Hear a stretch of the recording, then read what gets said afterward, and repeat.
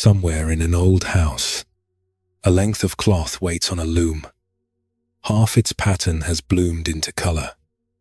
The rest is only loose thread, waiting, and the weaver has already gone to sleep. Outside, the village has gone quiet. The lamps are low, the narrow paths empty, the mountains only a darker shape, leaning against a dark sky.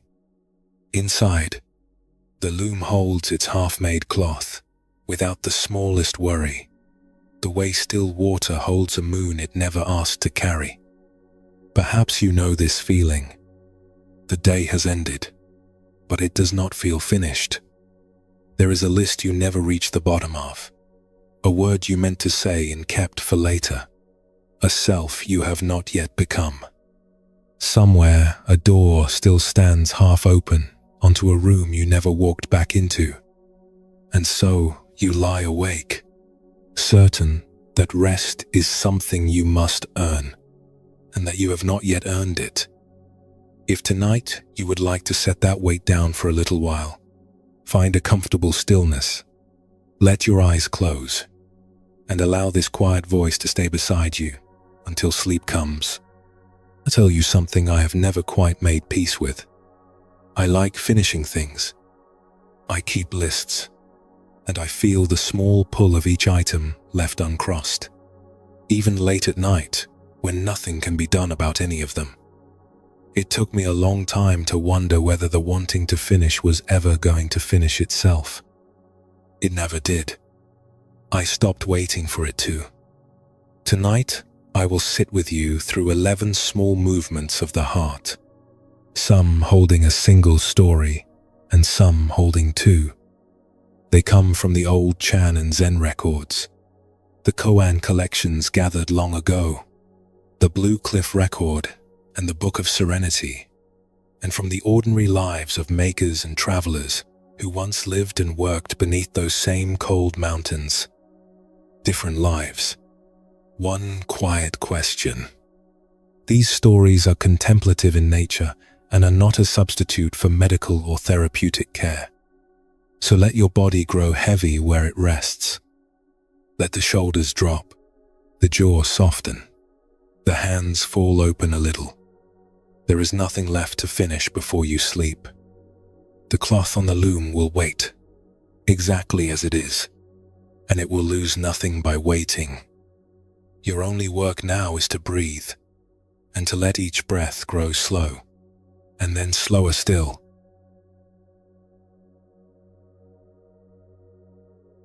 And so we begin where the night finds you, with your body growing heavier and the day still turning somewhere behind your eyes.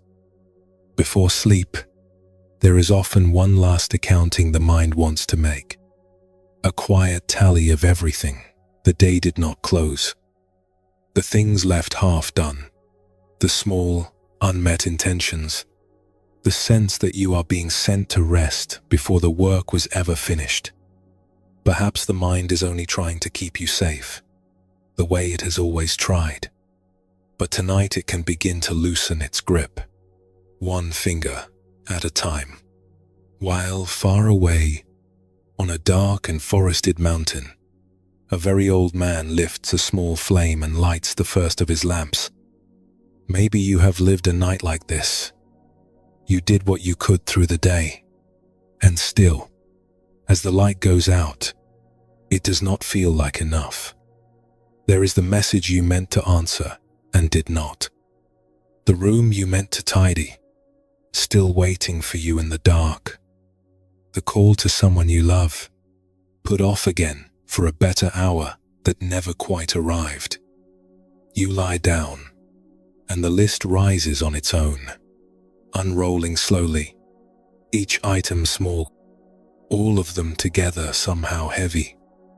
And underneath the list is a quieter thought, one you may never say aloud, that you have not earned this rest, that people who leave things unfinished do not deserve to lie down easy.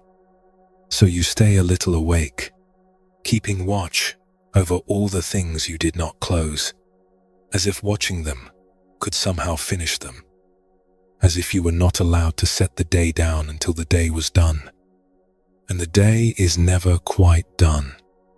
There is always one more thing. There always will be. There is an old understanding, far older than any of us, that not everything worth doing is a thing that can ever be finished. Some work is not a task with an end, but a small fire you agree to keep. You do not complete it. You tend it, and then you rest, and then you tend it again. The old teachers spoke of a single lamp whose light could pass to 100, 1,000 other lamps, and never once run low, a brightness with no bottom to it at all. Long ago, on a mist-wrapped mountain in the old provinces of Japan, where a small temple clung to the slope beneath ancient cedars, an old man who had tended such lamps for the better part of his life came to understand this in a way he had somehow missed for 40 years. Far up the mountain, where the cedars grew so close together that the path beneath them stayed dim even at noon, the evening mist rose from the valley and moved between the trunks like something slowly breathing. The smell of pine resin and cold stone hung in the air, and beneath it, fainter, the low sweetness of lamp oil warming in a shallow clay dish. The old man cupped one hand around the small flame he carried, feeling its heat gather against his palm, and began, as he had begun every evening for longer than the young ones at the temple had been alive, to walk the long row of lamps that lined the climb to the hall. His name does not matter now, and it had stopped mattering to him a long time ago. The monks simply called him the lamp keeper. Each dusk, he lit the stone lanterns that lined the steep path, and the paper lamps that hung beneath the eaves of the hall, and last of all, the single lamp inside the hall itself, the one that was never, in any season, allowed to go out. He had tended that inner lamp for close to 40 years. And here was the thing that had begun, only lately, to trouble his sleep. Why, after so many faithful years, had he started to lie awake at night, feeling that something had been left undone? He could not have said exactly. Each evening he lit every lamp, and each morning he found them all dark again, their oil spent, their wicks curled and cold, waiting once more to be lit. The work returned to him every single day, exactly as unfinished as before. A younger man does not notice this. An old man cannot stop noticing it. And so he had started, without quite meaning to keep account. How many lamps still to reach? How many evenings might be left to him? He walked faster than he once had, though his knees no longer thanked him for the effort, because some part of him had come to believe that if he could only get them all lit in time, all of them, before the last grey light drained from the sky, then at last the day would stand complete, and he could lie down without this small stone resting on his chest. But the sky always went dark before the final lamp was lit. It always had, and the stone never quite lifted from him. Above the highest stone lantern, the path climbed on into blackness, unlit, winding toward a ridge that no evening had ever given him time to reach. He had looked up at that dark stretch of path 1,000 times, a line of small, warm lights, and then night, and the line simply stopped where his lamps ran out, unfinished, trailing off into a darkness he could not follow. One evening, a young monk was sent up to walk with him and learn the tending of the lamps. The boy was quick and earnest and hated waste of any kind. Halfway up the climb, he stopped, looked back at the long descending line of little flames they had already lit, then ahead at the dark ascent still waiting, and he frowned. "Grandfather," the boy said, "forgive me for asking, but why do we light them at all?" By morning, every one of them will be out. Tomorrow, we will light them again, and the morning after that, and it never ends. We finish nothing." He was young enough to say it plainly. Does it not tire you to work so hard at something that is never, ever done? The old man stood a moment with the flame cupped in his weathered hand. He had asked himself that very question on so many sleepless nights that it startled him now to hear it in another voice. And hearing it aloud, in the mouth of a child, he found to his surprise that he already knew the answer, though he had never once let himself say it. "When you light a lamp from your own lamp," the old man said, "does your flame grow any smaller?" The boy thought about this. "No," he admitted slowly. "It stays the same. It stays the same. And yet now there are 2 lamps burning where there was only one, and the dark has stepped back a little further, and nothing at all was spent to make it move." He touched his small flame to the next cold wick, and it caught and bloomed into gold. "I am not lighting these to finish them, child. A lamp was never meant to be finished. It is only meant to be lit, and to pass its light along, and to be lit again when its time comes. The light is not the work. The tending is the work, and the tending has no end, because it was never a thing that was meant to have one." The boy was quiet for a long moment. Then he said, very softly, "Then we are not behind." "No," the old man said, and something in his own chest loosened as he said it. "We were never behind. There is no behind. There is only the next lamp, and then the one after that." They lit the rest of them in silence, and when they reached the highest lantern, the old man did something he had not done in years. He did not lift his eyes to the dark, unlit path above with that old familiar ache in his throat. Instead, he turned and looked back down the mountain, at the long descending line of lamps the 2 of them had made together, each one small, each one already beginning, he knew, to quietly spend itself toward morning. And he understood. The way the body understands a thing before the mind has found any words for it, that he had spent 40 years grieving the wrong thing entirely. He had believed his work was the finished, unbroken line of light, but the finished line had never once been the point. The point was that the dark had somewhere to be pushed back, again and again, by a hand willing to keep pushing it, and that the willing hand was never, ever used up. That night he lit the inner lamp of the hall, the one that must never go out, and for the first time in a very long while he did not stand over it afterward, counting the hours it might last. He set down the little flame he had carried all evening. He bowed to the lamp, not to check on it, only to keep it company for a moment. Then he went to his mat and lay down, and the small stone that had sat so long upon his chest was simply not there. He had not finished anything that night. He had only stopped needing to, and he slept while the lamp burned on in the dark and empty hall without him, asking nothing of him at all, giving its steady light freely to no one, and losing nothing by it. Notice what the old man had truly been carrying up that mountain, night after night, all those years. Not the lamps. The lamps were only light. What he carried was a belief, and the belief weighed far more than any oil dish ever could.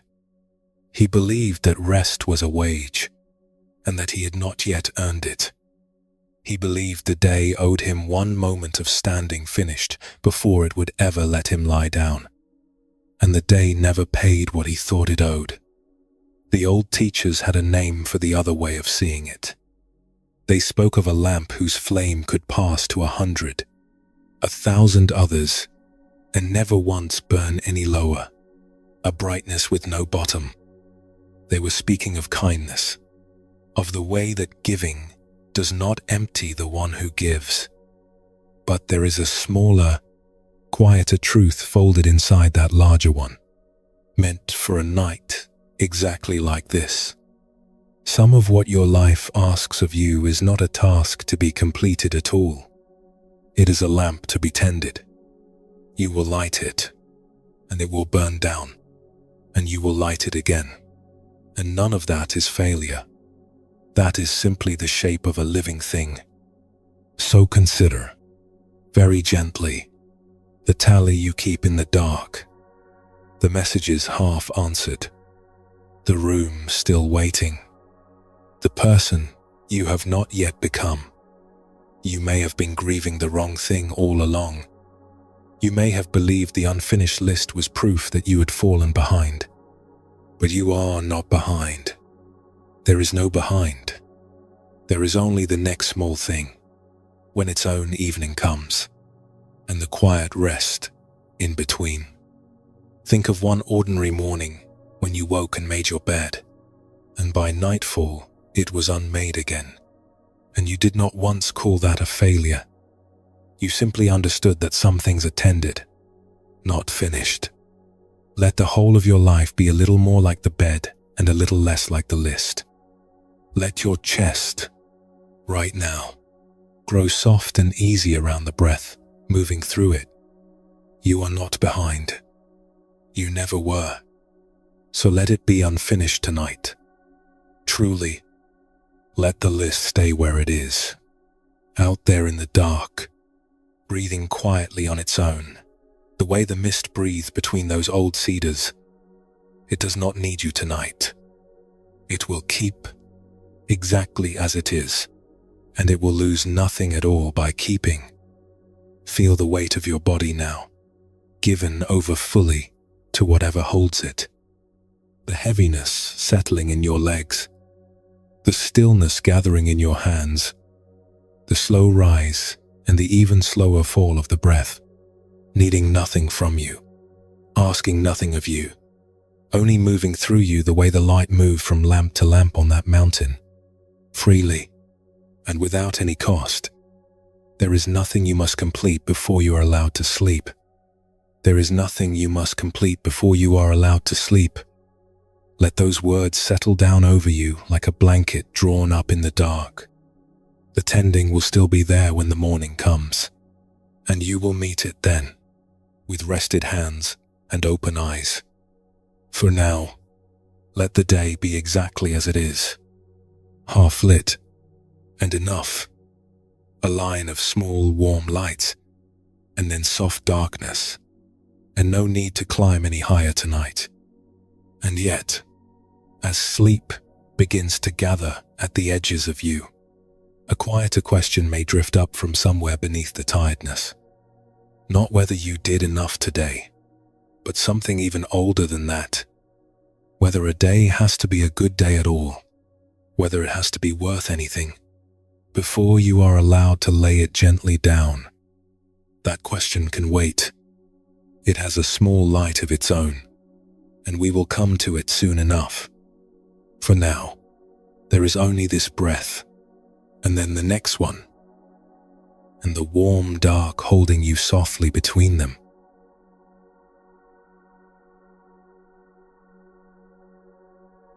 The old lamp keeper has gone to his mat now, and the mountain is quiet, and you are still here, a little further into the night than you were before. Perhaps something loosened as he set down his counting. Perhaps not everything did, because underneath the fear of leaving things unfinished, there is often a second fear, quieter and harder to name. Not only that you did too little today, but that today itself was not enough, that it was a wasted day, a grey day, a day that will not count for much when the counting is finally done. And a day like that, some part of you quietly insists, is not a day you are allowed to simply lay down and leave behind. You may know the particular heaviness of an ordinary day that seems to have amounted to nothing. You woke, and the hours went by, and you did the small necessary things. And now it is night, and you cannot point to a single thing that made the day matter. No one was helped in any way you can see. Nothing was finished. You did not become wiser or kinder or stronger than you were the morning before. The day simply happened, and then it was over. And as you lie down, a thin voice somewhere asks what the day was even for, whether you earned your place in it, whether a person is truly allowed to rest after a day that produced nothing worth naming. Maybe you were unwell, and the whole day went to lying still. Maybe you meant to begin something and never did. Maybe you only kept things going. One more time, the way you keep them going every single day. And keeping things going has never once felt like enough. So the day closes with a faint sense of debt, as though the hours were a loan you did not repay. And now you must lie awake a little longer, as partial payment, before you are permitted to sleep. There is a very old way of seeing that does not measure a day by what it produced. It says that a day which lasts an age and a day which lasts a single night are equally whole, equally complete, each one lacking nothing at all. Long ago, in the south of Tang, China, in the last winter of his life, one of the most tireless teachers who ever lived lay quietly in a small room, no longer able to do any of the things that had once made him famous. And a temple official came to ask him how he was. What the old man answered has been carried for more than 1,000 years, and it was meant, though no one there could have known it, for a night exactly like this one. Beyond the walls of the monastery, the winter fields lay flat and pale under a low grey sky, and the river beyond them moved slowly, dark and cold between its frozen reeds. Closer in the bare courtyard, a single plum tree held its first hard buds, not yet open, waiting for a warmth that had not come. And closest of all, in a small room off the infirmary hall, an old master lay on a low wooden bed beneath a worn brown robe, his breath shallow, his eyes half open, watching the grey light move slowly across the ceiling. His name was Master Ma, and once he had been the strongest presence in all that region. Students had walked 1,000 miles to reach him, and he had met them with shouts that could stop a man in his tracks, and questions that could turn a whole life over in a single instant.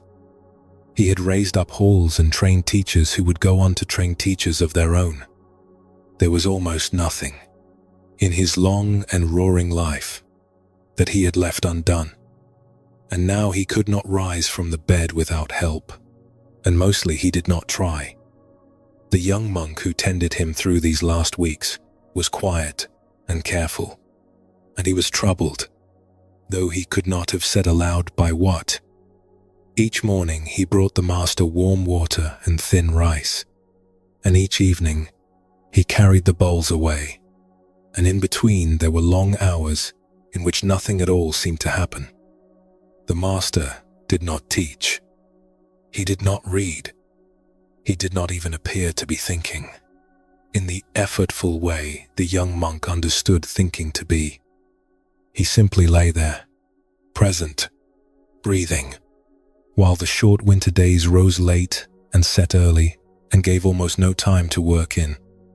And this, the young attendant found, was the thing he could not bear. Why did a single quiet day, a day in which nothing whatsoever was accomplished, sit on him like a small, unpayable debt? There was a place at the hem of the master's old robe where a thread had worked itself loose and begun to fray. A small unraveling the young attendant had noticed days ago and kept meaning to mend. Each morning, he told himself he would see to it. And each day the hours slipped past unfilled, and the thread stayed loose. And somehow that one loose thread had come to stand. in his mind, for everything about these days that would not resolve. He would glance at it and feel the same faint reproach he felt at the close of every empty hour. Something left undone. Something not yet made right. One grey afternoon, the monastery steward came to the small room to pay his respects. He was a practical man who kept the temple's accounts, and he stood a moment beside the low bed, unsure what to say to a teacher who had once been a storm and was now so very still. At last he asked the ordinary, careful question that people ask at such bedsides. "Master," he said, "how has your venerable health been these recent days?" The old man's eyes opened a little wider, and from the worn body on the wooden bed came a voice, still faintly carrying the old strength.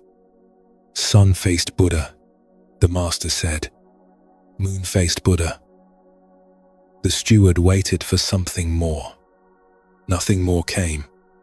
After a moment he bowed, uncertain, and went away to his ledgers, and the young attendant, standing in the corner with a bowl in his hands, was left more bewildered than he had been before. When they were alone again, the young attendant could no longer hold his confusion inside. He knelt down by the bed. "Master, forgive me," he said quietly. "I did not understand what you told the steward. A whole day has passed, and you have done nothing at all but lie here in the cold. Once you filled every hour of every day, does it not trouble you to spend a day like this one and have nothing to show for it?" The old man regarded him with something that was almost amusement. "Tell me," he said, "the moon-faced Buddha, do you know how long he lives?" "No, master." "One day," the master said. "One day and one night. That is his whole life, from the first breath to the last." He let the words rest in the cold air. "And the sun-faced Buddha, how long does he live?" The young attendant shook his head. 1800 years, the old man said. "Some say longer. A whole age of the world." He drew a slow breath. "So tell me, then, of those two, which is the lesser Buddha? Which of them should lie awake at night, ashamed of the size of his life?" The young attendant was silent for a long moment. "Neither, I think," he said at last. "A Buddha is a Buddha. It would be a strange thing to call one of them less." "It would be a very strange thing," the master agreed, and closed his eyes again. "A day that lasts an age. A day that lasts a single night. And neither of them owes the other so much as 1 hour." The young attendant carried the empty bowl outside. The short day was already ending. The grey light was draining from the fields, and the plum tree in the courtyard stood black against a paling sky, its hard buds still tightly closed. In any other week, that early dark would have pressed on him like a small accusation. Another day gone. So little done. But he stood there holding the empty bowl, and he found, to his own surprise, that the accusation did not come. He understood, slowly, standing in the cold, that he had spent these long weeks grieving on the master's behalf, for a smallness the master did not feel at all. He had believed a day of lying still was a day that had shrunk to almost nothing. But the old man lay in his short winter day the way the moon-faced Buddha lived his single night, lacking nothing, owing nothing, complete from its first breath to its last. A day that lasted only a day and a night was not a smaller life. It was a whole one, lit from end to end. That night the young attendant did not mend the frayed thread at the master's hem, and for once the loose thread did not reproach him. He sat by the low bed in the dark and did nothing at all, only kept the old man company, listening to the slow tide of his breathing rise and fall. Rise and fall. He had done nothing that day that anyone could ever name. And when at last he went to his own mat, he did not lie there, tallying the hours or asking what they had been for. He let the day be the whole small thing that it had been. And he slept. Stay a moment with what the young attendant finally set down. It was not a task. It was a measurement. He had been holding every day up against a standard it could never meet, and finding it short, and quietly charging the difference to himself. The old understanding he stumbled into has a name and a source. The two Buddhas the master spoke of come from an ancient scripture that lists them side by side. One of them lives 1800 years. One of them lives a single day and a single night. And the scripture does not rank them. It does not call the short life a lesser awakening, or the long life a greater one. It simply sets them down as equals, and lets the strangeness of that settle into you. A whole life in one night. A whole Buddha in one grey and unremarkable day. So consider, gently, the day you are laying down right now. You may have measured it, the way the young attendant measured, against everything it did not become. But this day owes tomorrow nothing. It does not owe yesterday anything either. It was a day, whole and entire, from the moment you first opened your eyes to this very quiet moment now. You do not owe the day anything. The day does not owe you anything. There is no debt here. There was never any debt.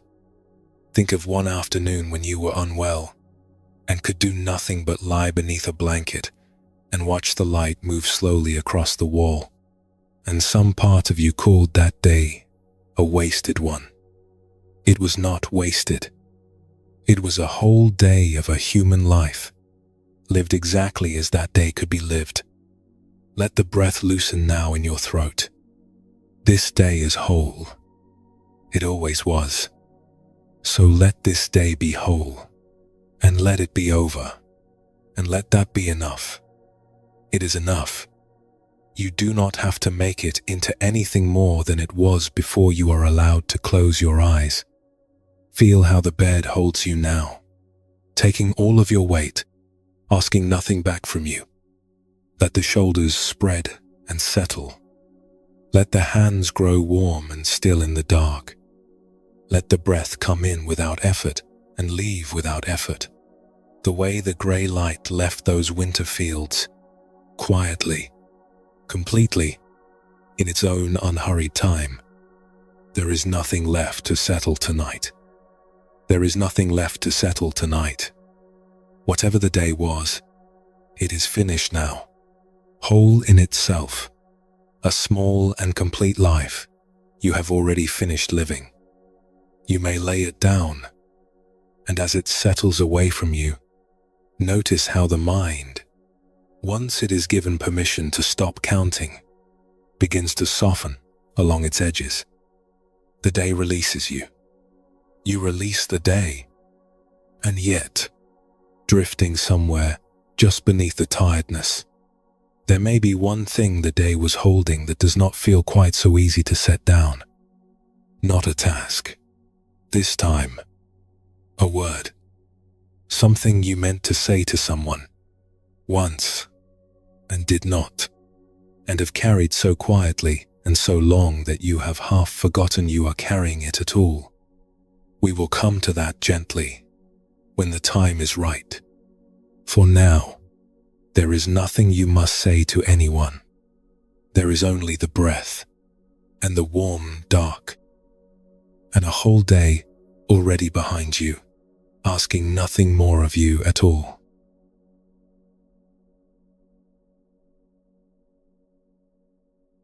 The old master's short winter day has closed now, whole and complete, and somewhere the young attendant is sleeping beside him in the dark, Let that stillness stay with you a while. But as it settles, you may feel the thing the last message pointed toward beginning to surface. Not a task left undone. A word. There is a particular kind of unfinished thing that appears on no list, because it does not live in your hands. It lives between you and another person. Something you have meant, for a very long time, to say. And the strange part is that the not saying can come to feel like a task in itself. One more thing you are failing to complete. Night after night after night.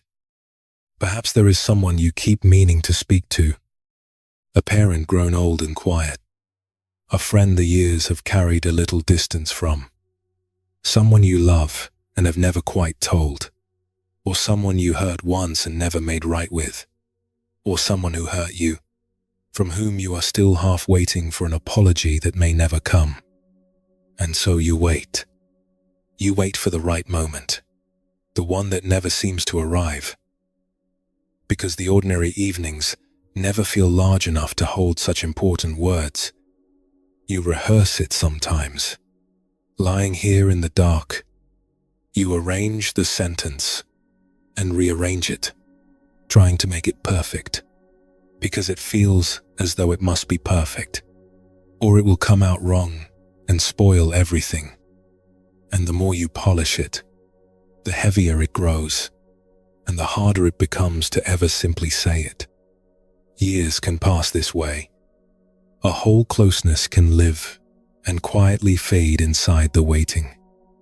And some nights, like tonight, the unsaid thing turns over slowly in the dark, and you wonder whether you have already missed your chance, or whether the chance was ever really the trouble at all. The teachers point, again and again, at something we forget in the very moment we most need it. That a true meeting between two people has never once depended on the perfect, finished words. It happens in presence. It happens in the plain exchange of a name spoken and a voice that answers. Long ago, in a small house in the hills of old Korea, a grown son sat across the fire from his aging father, carrying a sentence he had been saving for most of his life, and came to learn something about what had been passing between them all along. The autumn light was going from the valley, and the harvested rice fields lay gold and stubbled all the way to the dark line of the mountains. Nearer, wood smoke rose thin and blue from the thatched roof of a small house and flattened out over the yard where a few late crickets still sang. And inside, in the low room, warmed by the fire beneath the floor, an old man sat, working a strip of dried fish loose with his fingers, while his grown son watched him from across the room and said nothing. The son was called Kyo, and he had come back to his father's house for the harvest, as he did each year, and each year it was the same. They worked side by side in the fields, without speaking of anything that mattered, and they ate their evening rice in a silence that was not unkind, but was not open either. And then Cheol would lie awake on his mat with the sentence pressing at his teeth, and would not say it. And in the morning he would go back out to the fields. The sentence itself was simple. He had wanted, for most of his life, to tell his father that he understood now, that he knew the old man's hardness in those early years had been fear, and love wearing the only face it knew how to wear, and that he forgave it. All of it, and was grateful. Why could he never find the evening large enough to hold such small and enormous words? In the corner of the room stood an old wooden loom, and on it, half woven, hung a length of pale hemp cloth that no one had touched in years. Cheol's mother had been weaving it when she died. The threads still ran taut on the frame. The shuttle still lay where her hand had set it down. His father had never removed it, never finished it, never let anyone else come near it. To Chol, it had always seemed unbearably sad, that unfinished cloth. A thing stopped forever, part way to being whole. He looked at it now in the firelight, and something about his own unspoken sentence and that half-made cloth folded quietly together in his mind. Both of them arrested. Both of them waiting for an ending that never came. That night, for no reason he could have named, Chol finally spoke. But not the sentence. Something smaller came out instead, almost by accident. "Father," he said, nodding toward the loom. "Mother's cloth. You have kept it all this time, half finished. Why not take it down?" The old man's fingers went still. He looked at the loom for a long moment before he answered. "Because her hands are still in it," he said. "She was weaving it. That is enough." "But it will never be a whole cloth," Chol said. "It will never be finished." "A thing does not have to be finished to be whole," his father said. It was whole on every single day she sat at it. Then the old man turned and looked directly at his son, with an attention Chol had not felt from him in years. "You have been trying to finish something with me, too. I have watched you carry it, every autumn, for a long time now. Say it, or do not say it." It was never the words I was waiting for. Chol sat, very still. He had spent years believing that the thing between him and his father was unfinished, an account left open, a cloth stopped part way on the loom, and that only the right words, spoken in the right hour, could ever complete it. But his father had not been waiting for the words. His father had been here all along, every autumn, in the shared fields and the shared bowls of rice, and the fire kept warm beneath the floor. The sentence Chol had been saving like a coin too precious to spend had never been the bridge between them. The bridge had been there the whole time, worn smooth by 1,000 ordinary crossings, and he had been standing on it without ever once looking down. He did not make his speech that night. He found, to his own surprise, that he no longer needed to. Instead, he moved a little closer to the fire and to his father, and said only, "I think I will stay through the winter this year." The old man nodded, and something in his weathered face eased, and the two of them sat together in the warm dark while the unfinished cloth hung quiet on its loom, whole in the only way it had ever needed to be. Rest a moment in what Chol finally understood. He had been treating a living bond as though it were a task with a deadline, a thing that would stay broken until he performed the one correct action upon it. And all the while the bond was simply there, quietly complete, the way his mother's cloth was complete on every day her hands had touched it. This is a pattern the mind makes so very easily. It takes something whole and living, a connection that breathes on its own, and it convinces us the connection is not real yet, not finished, not safe, until we say the perfect thing, or receive the apology, or close the account. And so we wait. We polish the sentence and never speak it. We keep a whole warm closeness hostage to a handful of words that were never the point. But it was never the words. It was never the words. You do not have to finish it. Whatever you are carrying towards someone tonight, the bond it belongs to is very likely far more whole than the fear will let you believe. Let your shoulders come down a little as you consider that. Perhaps the thing you thought was broken has been quietly complete for years. It was already whole, far to the west, and long before. In the Tang capital, there lived an old teacher so revered that 2 emperors had called him their master. In his last years, he lived quietly in a temple among the tall plane trees, and he had one attendant, a monk named Yingzhen, who had served faithfully at his side for the better part of a lifetime. Yingzhen loved the old teacher and served him without a single fault, and carried inside him a small, private ache. For all his years of service, he felt he had never received the real teaching, the final transmission, the one great word that would at last make him a true heir and not merely a faithful servant. He kept waiting for the master to give it to him, and the master grew older, and the word did not come. And Yingzhen began to fear that his whole life of service would end unfinished, incomplete, with the most important thing still withheld. Would the old man offer him the one word before the end? Or would a lifetime of devotion close with the greatest thing forever unsaid? One quiet afternoon, the old teacher called out, "Yingzhen." "Yes, master," the attendant answered, coming at once to the door. The teacher said nothing more. So Yingzhen, after a moment, returned to his work. A little while later, the old voice came again. "Yingzhen." "Yes, master."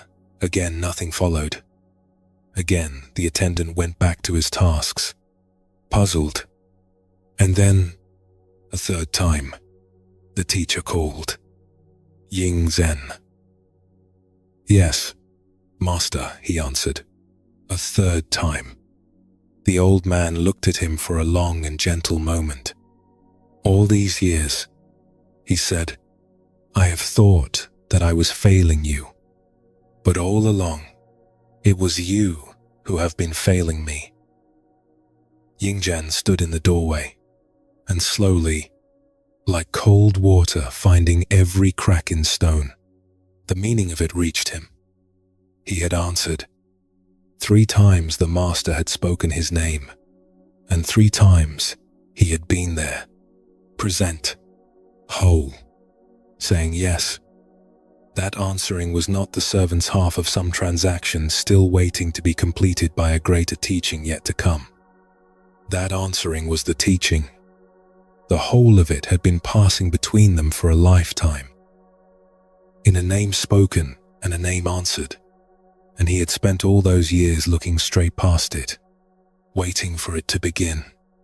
See what the son and the attendant shared, across all those miles and all those years.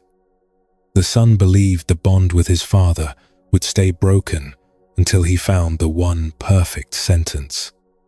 The attendant believed his life of service would stay incomplete until the master finally placed the one great word in his hands. Both of them were waiting to finish a connection with some final, perfect thing, and both of them already held the whole of it, entire. The son in 1,000 shared autumns, the attendant in a name called softly across a room, and a voice that answered yes. The old teachers had a plain way of pointing at this. They said the deepest meeting between people does not travel through grand words at all. It lives in presence, in the simple fact of being here and answering when we are called. The only way to fail the ones who call to us is to keep waiting for something more than the answering. Let your open hands rest a moment, wherever they are. You have been answering all your life. Presence was the message, so let the unsaid thing rest tonight. Unsaid, and let that be all right. The bond it belongs to is not waiting on your words. It is already here, already whole, breathing quietly on its own while you sleep. Feel your whole body grow heavy and supported now. Let the weight of your held words go soft in your chest and your jaw. There is no sentence you must perfect tonight. There is no sentence you must perfect tonight. There is only the breath, coming and going, answering the quiet, the way you have always answered when someone spoke your name. Let the people of your day rest wherever they are. They are not waiting for you to finish anything. And you are not waiting either. Not right now. Not here in the warm dark where nothing is owed and nothing is unfinished. And if, as you drift, one more small restlessness stirs, it may not be about anyone else at all. It may be about you, the person you meant to become and have not yet become. The self still half woven on the loom. We will sit with that one next, very gently. For now, there is nothing to complete, and no one you must become.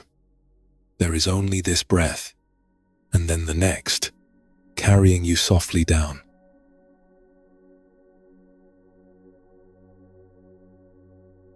Somewhere in a small house in the hills, a length of hemp cloth still rests on its loom, and an old man and his son sit together in the firelight, needing no more words between them than they have already spoken. Let their quiet stay with you. But there is one more unfinished thing the night has not yet touched, and it may be the heaviest of all, because it is not owed to any other person. It is owed, or so it feels, to yourself. You may know this one very well. The sense that somewhere along the way you were meant to become someone, and that the becoming has stalled, or wandered off course, or simply never finished arriving. Perhaps there was a version of yourself you once imagined clearly, calmer, braver, more accomplished, more whole, and the years have gone by, and that version has not quite shown up. You look at where you are and feel the gap between the life you are living and the life you meant to build, and something in you says, quietly and constantly, not yet, not yet, still not yet, as if you were a project left half finished on a bench somewhere, waiting for a hand that keeps getting called away before the work is done. Perhaps you can name the exact shape of it. The calmer person who does not snap at the ones they love. The braver person who would have spoken up, taken the leap, made the call. The disciplined person who would already have finished what you keep starting over. You carry that unfinished figure with you into ordinary rooms, comparing your actual face in the mirror to a face that only exists in your own private plans. And the comparison rarely goes the way you would like. Some nights, the gap feels small enough to bear. Tonight it may feel wide as a river you were never quite given the boat to cross. And so even your rest can carry a faint unease, the unease of an unfinished thing lying down before it is complete. A self, still standing, half built on its own scaffolding, waiting for a version of you that has not yet arrived to come and finish the work. There is an old teaching, strange on its surface and very tender underneath, about a creature that seemed trapped inside a container. It could never leave without breaking either itself or the container that held it. It was posed as a puzzle, the kind meant to be turned over for years. But its real answer had nothing to do with clever escape, and everything to do with where the trapped thing had actually been standing, all along. Long ago, in a monastery in Tang, China, a government official carried this very puzzle to an old teacher, certain there had to be some careful way out, and left with something he had never expected to find. The provincial offices where Lu Geng worked stood in a walled town at the edge of the monastery lands, all lacquered beams and stacked ledgers, and the smell there was of ink and dust and the cold brass of the official seals. But the small hall where he now knelt was a different world entirely. Cool stone underfoot, the faint sweetness of temple incense curling up past the roof beams, and beyond the open doorway, the sound of a single bamboo fountain filling and tipping and emptying itself, over and over, into a stone basin below. Lu Geng was a careful man, the kind who rose in his office by never leaving a document unfiled or a question unanswered. And this habit of mind he brought with him, even here, into the presence of the old teacher Nanquan, whom he had come to visit, as he often did in the quiet hours after his duties ended. He was clever, and he knew he was clever, and cleverness had carried him a long way in his official life. But for a year now, a single riddle had lodged itself in him like a splinter. He could not work free. And today, kneeling in the cool stone hall, he finally brought it forward. "Master," he said, "I have heard a puzzle that has troubled me for a long time now, and I wonder if you would hear it." Nanquan inclined his head, waiting. "Long ago," Lu Geng said, "a man raised a young goose inside a large glass bottle. He fed it through the narrow neck, day after day, and the goose grew, as geese do, until it had become full-sized and could no longer pass back out through the opening it had once slipped through so easily. Now the man wishes to free it, but he does not wish to break the bottle, which is precious to him, and he does not wish to harm the goose, which he has come to love. Master, tell me, how is the goose to be gotten out?" The old teacher was quiet for a moment, his eyes half closed, as though considering the shape of the bottle and the shape of the goose within it. Lu Geng waited, already rehearsing in his mind the clever answer he expected. Some careful trick of angles or patience, some clever unmaking of the glass that would leave both goose and bottle whole. Instead, without warning, Nanquan's voice rang out sharply across the stone hall. "Officer Lu." Lu Geng startled upright. "Yes, Master, I am here." "There," Nanquan said, and something almost like a smile moved across his weathered face. "The goose is already out." Lu Geng knelt in silence, and for a long moment he understood nothing at all. He turned the words over, searching for the trick in them, the clever mechanism he had expected, and found none. There was no mechanism. There had only ever been his own name, spoken, and his own voice, answering. "Master," he said slowly, "forgive me, but I do not see how a name and an answer could free the goose from the bottle." Nanquan regarded him with something patient and almost amused.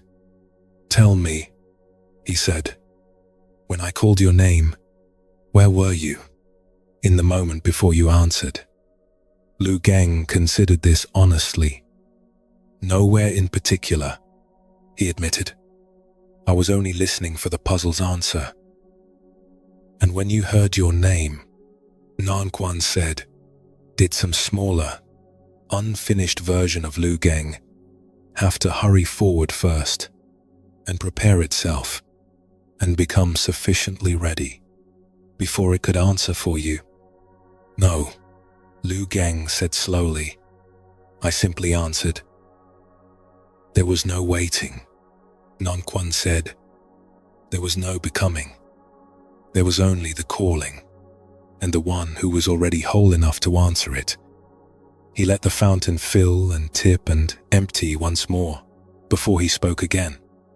"You have imagined yourself as a goose shut inside a bottle of your own making, growing larger every year, waiting for someone clever enough to free you without breaking anything. But tell me, Officer Lu, in this very moment, kneeling on this stone floor, hearing my voice, feeling the cold beneath your knees, is any part of you actually shut inside a bottle right now?" Lu Geng was quiet for a long time. "No," he said at last, and his own voice sounded strange to him, lighter than he expected. "Not right now." "Then where is the goose that needs freeing?" Nanquan asked. You have spent a year carrying a puzzle about some future moment of escape. But the goose was only ever trapped in the puzzle. It was never trapped in you. Lu Geng left the monastery that evening and walked back toward the walled town in the last violet light, past the paddies and the low stone walls, where frogs had already begun their ragged evening chorus, and the air had cooled enough to carry the smell of wet mud and cut rice straw. He found that he kept glancing inward, almost involuntarily, checking for the familiar cramped feeling of the unfinished man he had believed himself to be for so long. The way a tongue returns again and again to a tooth that used to ache. It was not there. He stopped once on the raised path between two flooded fields, simply to notice its absence, and stood a long moment while the first stars came out above the dark hills. He was simply walking, simply breathing, simply Lu Geng, whole and entire, and needing nothing added to him before he could be permitted to call himself complete. The bottle he had built so carefully in his mind, and the goose he had imagined suffering inside it, both dissolved the moment he stopped rehearsing the puzzle and simply answered to his own name. He did not become a different man after that evening. He still rose the next morning to the same grey light through the same paper screens, still filed his ledgers and managed his province with the same careful attention as before, the same brush in the same worn hand.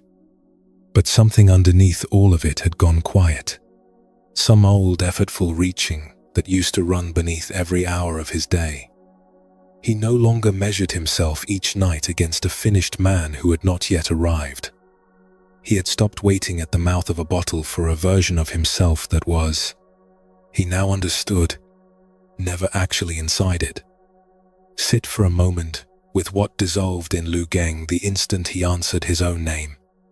He had spent a year solving a puzzle about a future escape, carrying it into his office and his ledgers and his sleep, never once noticing that in the present moment, the very moment he was already standing in, there had never been any cage at all.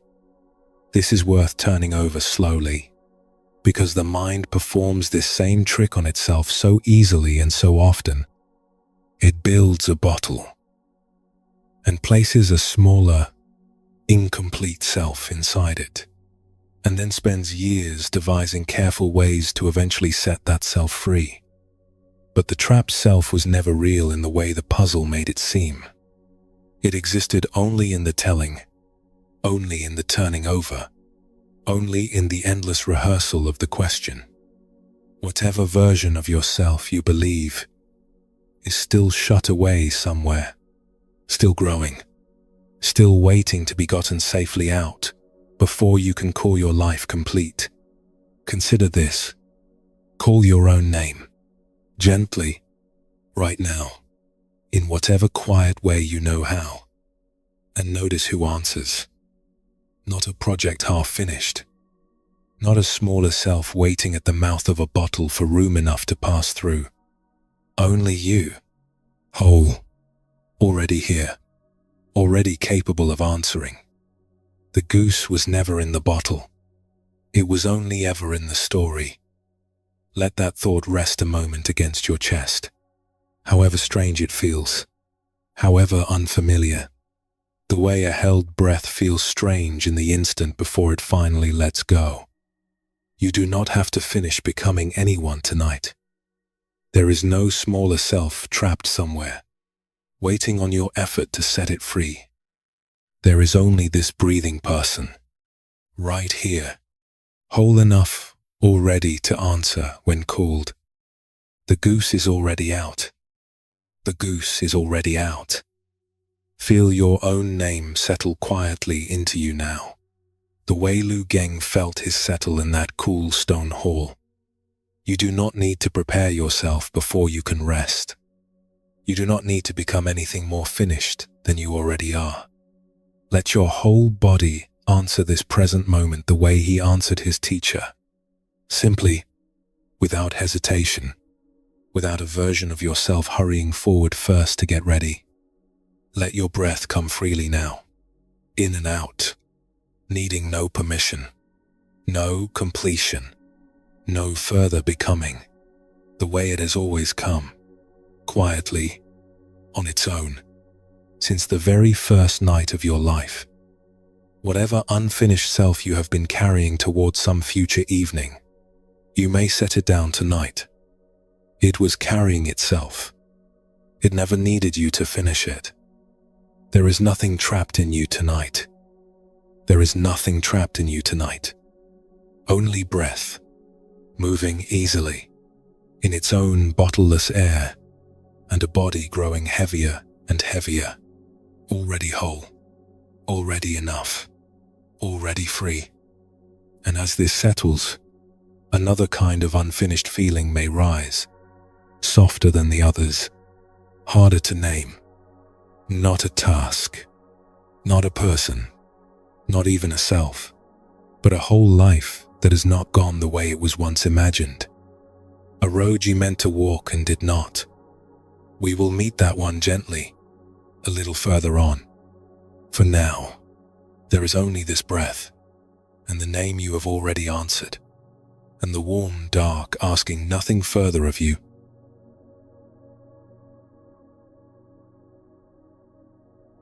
Somewhere behind you now, an official walks home along a raised path between flooded fields, lighter than he has felt in years, and a name he no longer needs to explain settles quietly into him with every step. Let him walk on without you a while, because there is a shape to the unfinished that we have not yet looked at directly, one that lives underneath almost everything the night has already touched. Not simply that a thing is incomplete, but the quiet belief that an incomplete thing has no value at all, that it is worth nothing, that it does not deserve to be offered, kept, or even seen, until it is whole. You may carry a version of this without ever having named it. The project you will not show anyone until it is finished. The gift you keep meaning to give, held back because it does not yet feel worthy enough.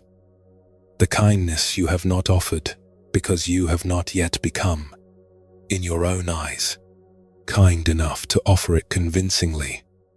Somewhere along the way, a quiet rule took root in you, that only finished things are allowed to matter. That anything still rough or partial should be hidden away until it earns the right to be seen. And so you wait, and the waiting itself becomes a kind of hiding. One more unfinished thing added to the pile, this time made of your own held-back goodness. There is an old story, much loved and often retold, about a man who tried 3 times across 20 years to finish a single great work and gave it away, unfinished, twice, before he ever completed it once. It has been told many ways in many places, but its heart has never once changed, and it belongs here tonight as much as it belongs anywhere. Long ago, in Japan, in the years when the printing houses of Kyoto were only beginning to bring the old scriptures within reach of ordinary people, a monk named Tetsugen set out to give his whole life to a single unfinished task, and along the way discovered what the task had actually been asking of him all along. The workshop where Tetsugen labored stood at the edge of Kyoto, near the temple of Manpuku-ji, and the smell there was of fresh-cut cherry wood and the sharp bite of carving ink. The floor gritted with wood shavings that caught the afternoon light like fine gold dust. Beyond the open doors, the Uji River moved slow and green between its banks, carrying flat-bottomed boats loaded with rice down toward the capital. Tetsugen had set himself a task that would have seemed impossible to a lesser man. The great Buddhist scriptures existed only in old Chinese texts, unreadable to most who wished to study them, and he had vowed to carve them. character by character, onto tens of thousands of wooden printing blocks, so that ordinary people across the country might finally hold the teachings in their own hands.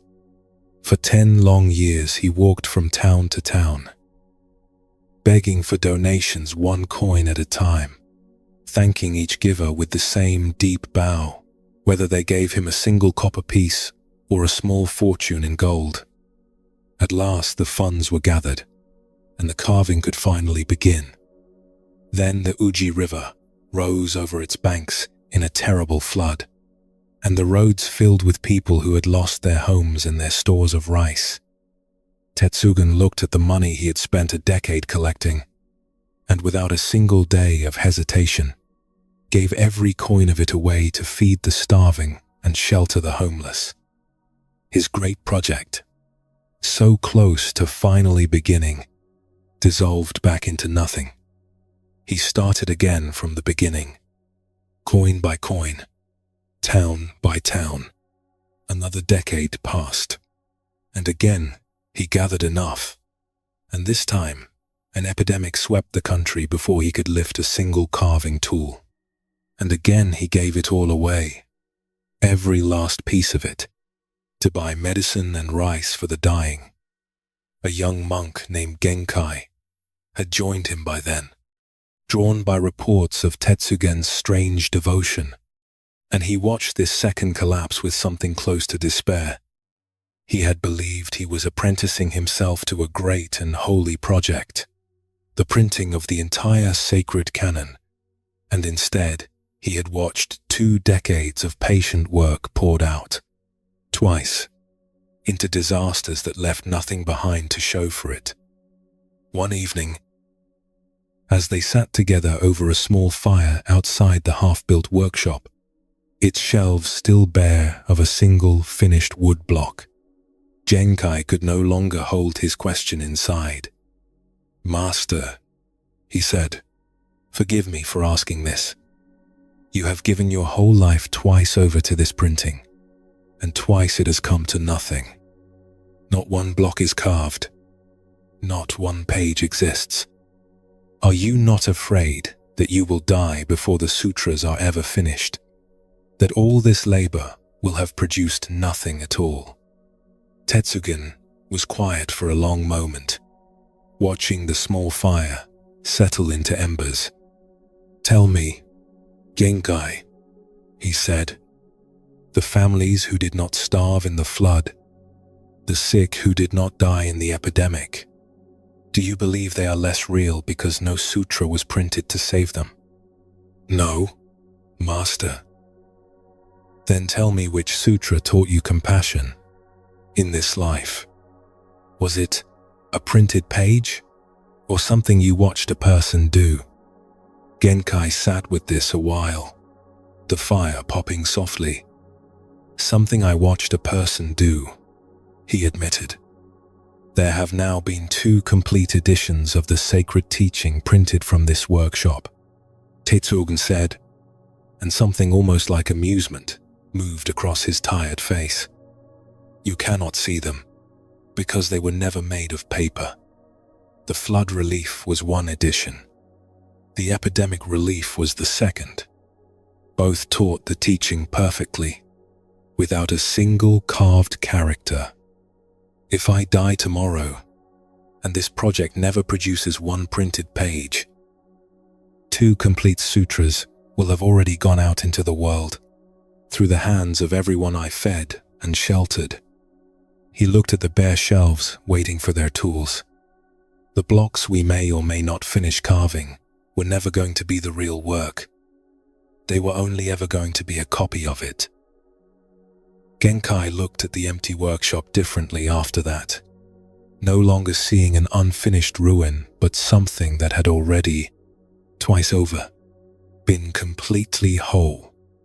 He stayed with Tetsugen through the 3rd and final decade, watching him beg for coins all over again with the same patient bow. And this time, no flood came, and no epidemic came, and slowly, block by carved block, The sutras took their physical shape at last. But Genkai understood by then that the finished woodblocks were only ever the third and least important addition of a work already complete. Twice, long before the first character was ever carved, sit with what Genkai came to see so clearly beside that small fire. He had believed an unfinished project carried no value until its final page.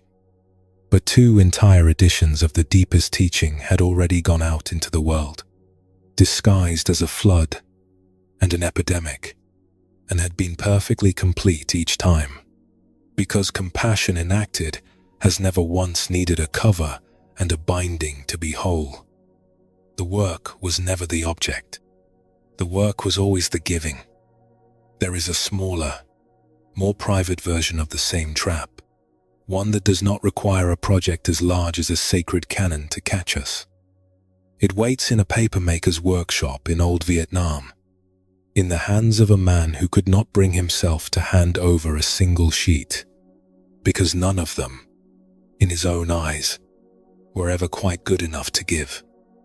In a small village near the old citadel of Thang Long, where villagers had made paper from the bark of the dew tree for as long as anyone could remember, there lived a papermaker named Kai, whose hands could tell the thickness of a sheet blind, by touch alone.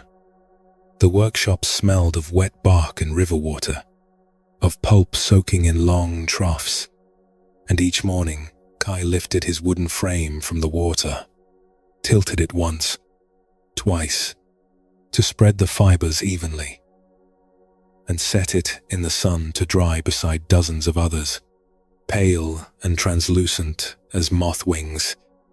Kai's paper was known through the whole district as the finest made anywhere along that river, prized for temple scrolls and the fine correspondence of scholars.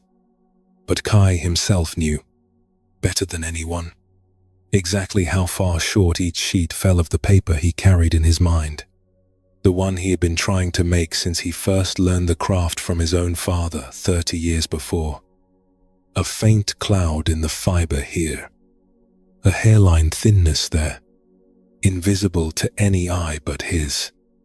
Sheet after sheet went not to buyers, but into a locked chest at the back of the workshop, kept back, waiting for the day he would finally produce paper worthy enough to be called finished. His granddaughter Lien, 7 years old and too young to understand chests or standards, loved nothing more than to sit at the edge of his workshop and watch the pale sheets catch the light. One afternoon she found him staring, unmoving, at a newly dried sheet held up against the sun, his face drawn tight with the same familiar dissatisfaction. "Grandfather," she said, "is that one going in the chest too?"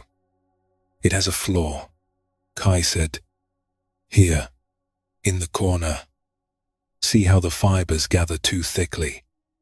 Lien peered at the sheet, tilting her small head.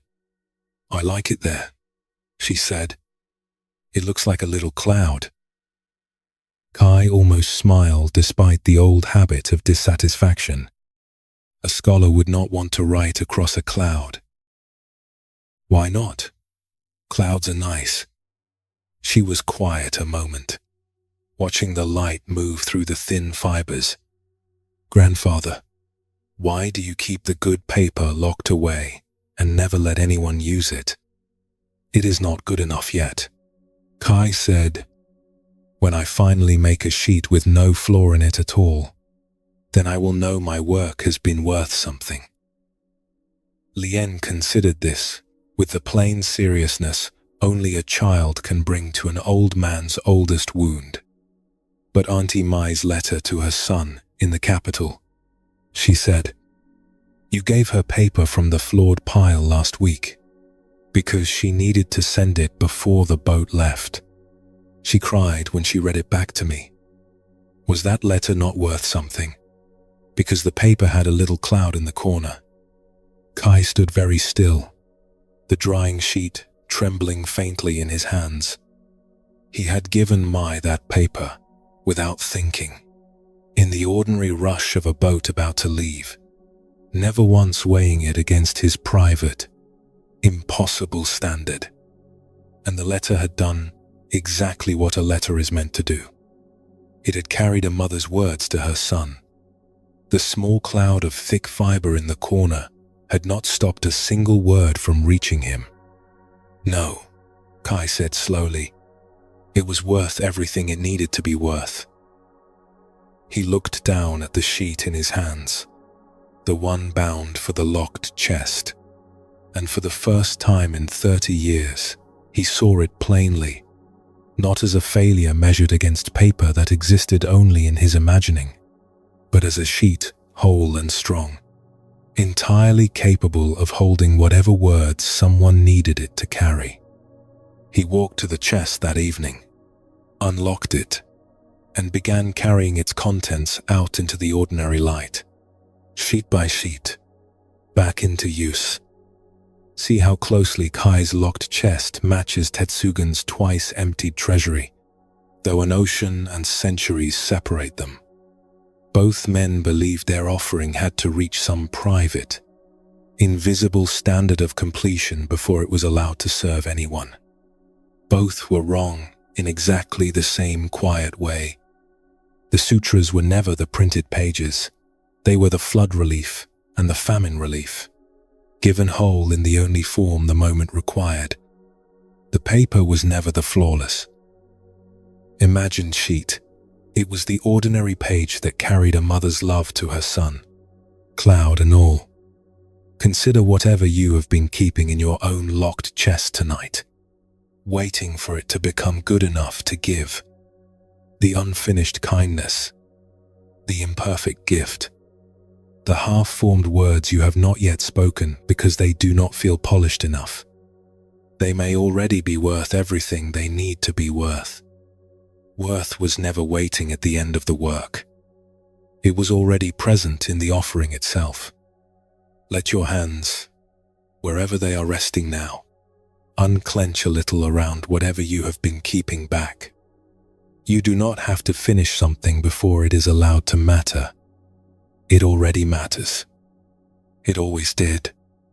So let the locked chest stand open tonight, and let whatever you have been keeping inside it come out into the ordinary light. Imperfect, unfinished, entirely enough. There is nothing you must polish before it is allowed to count.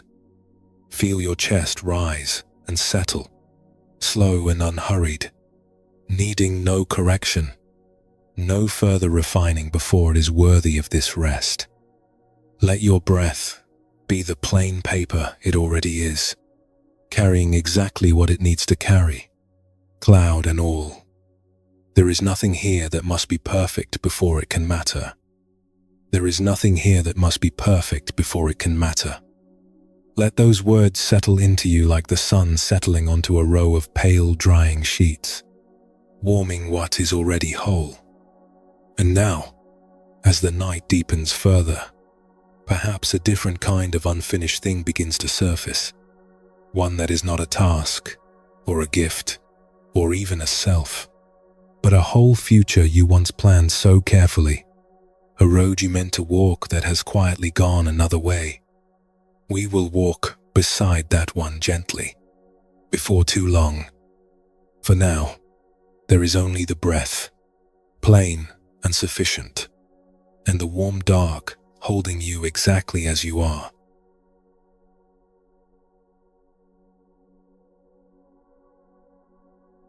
Somewhere behind you now, a papermaker's chest stands open in the evening light, its sheets finally free to be used for whatever they were always capable of carrying.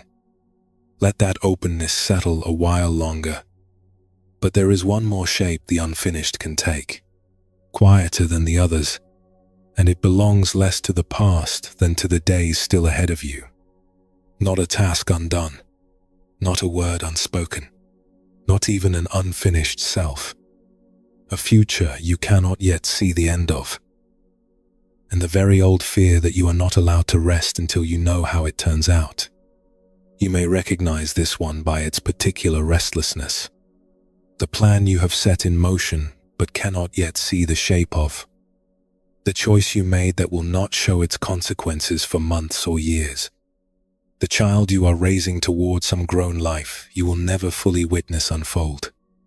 Somewhere in you, a voice insists that closing your eyes tonight is premature, that you should stay a little longer at your post, watching, adjusting, making certain the outcome bends the way you hoped, as though vigilance alone could hold the future still until it arrives exactly as planned. And so, even sleep can feel like a small abandonment of a post you were never actually able to hold. There is an old and simple teaching, easy to say and very hard to live, about the difference between tending something and owning its outcome. It says the hand that plants does real work, and the hand that then reaches forward to grip the unseen harvest is reaching for something that was never within its grasp to begin with. Long ago, on the dry plains of ancient Sri Lanka, near the great monasteries where kings and monks alike labored to green the parched earth, an old orchard keeper spent his last strength planting trees whose fruit he already knew he would never taste.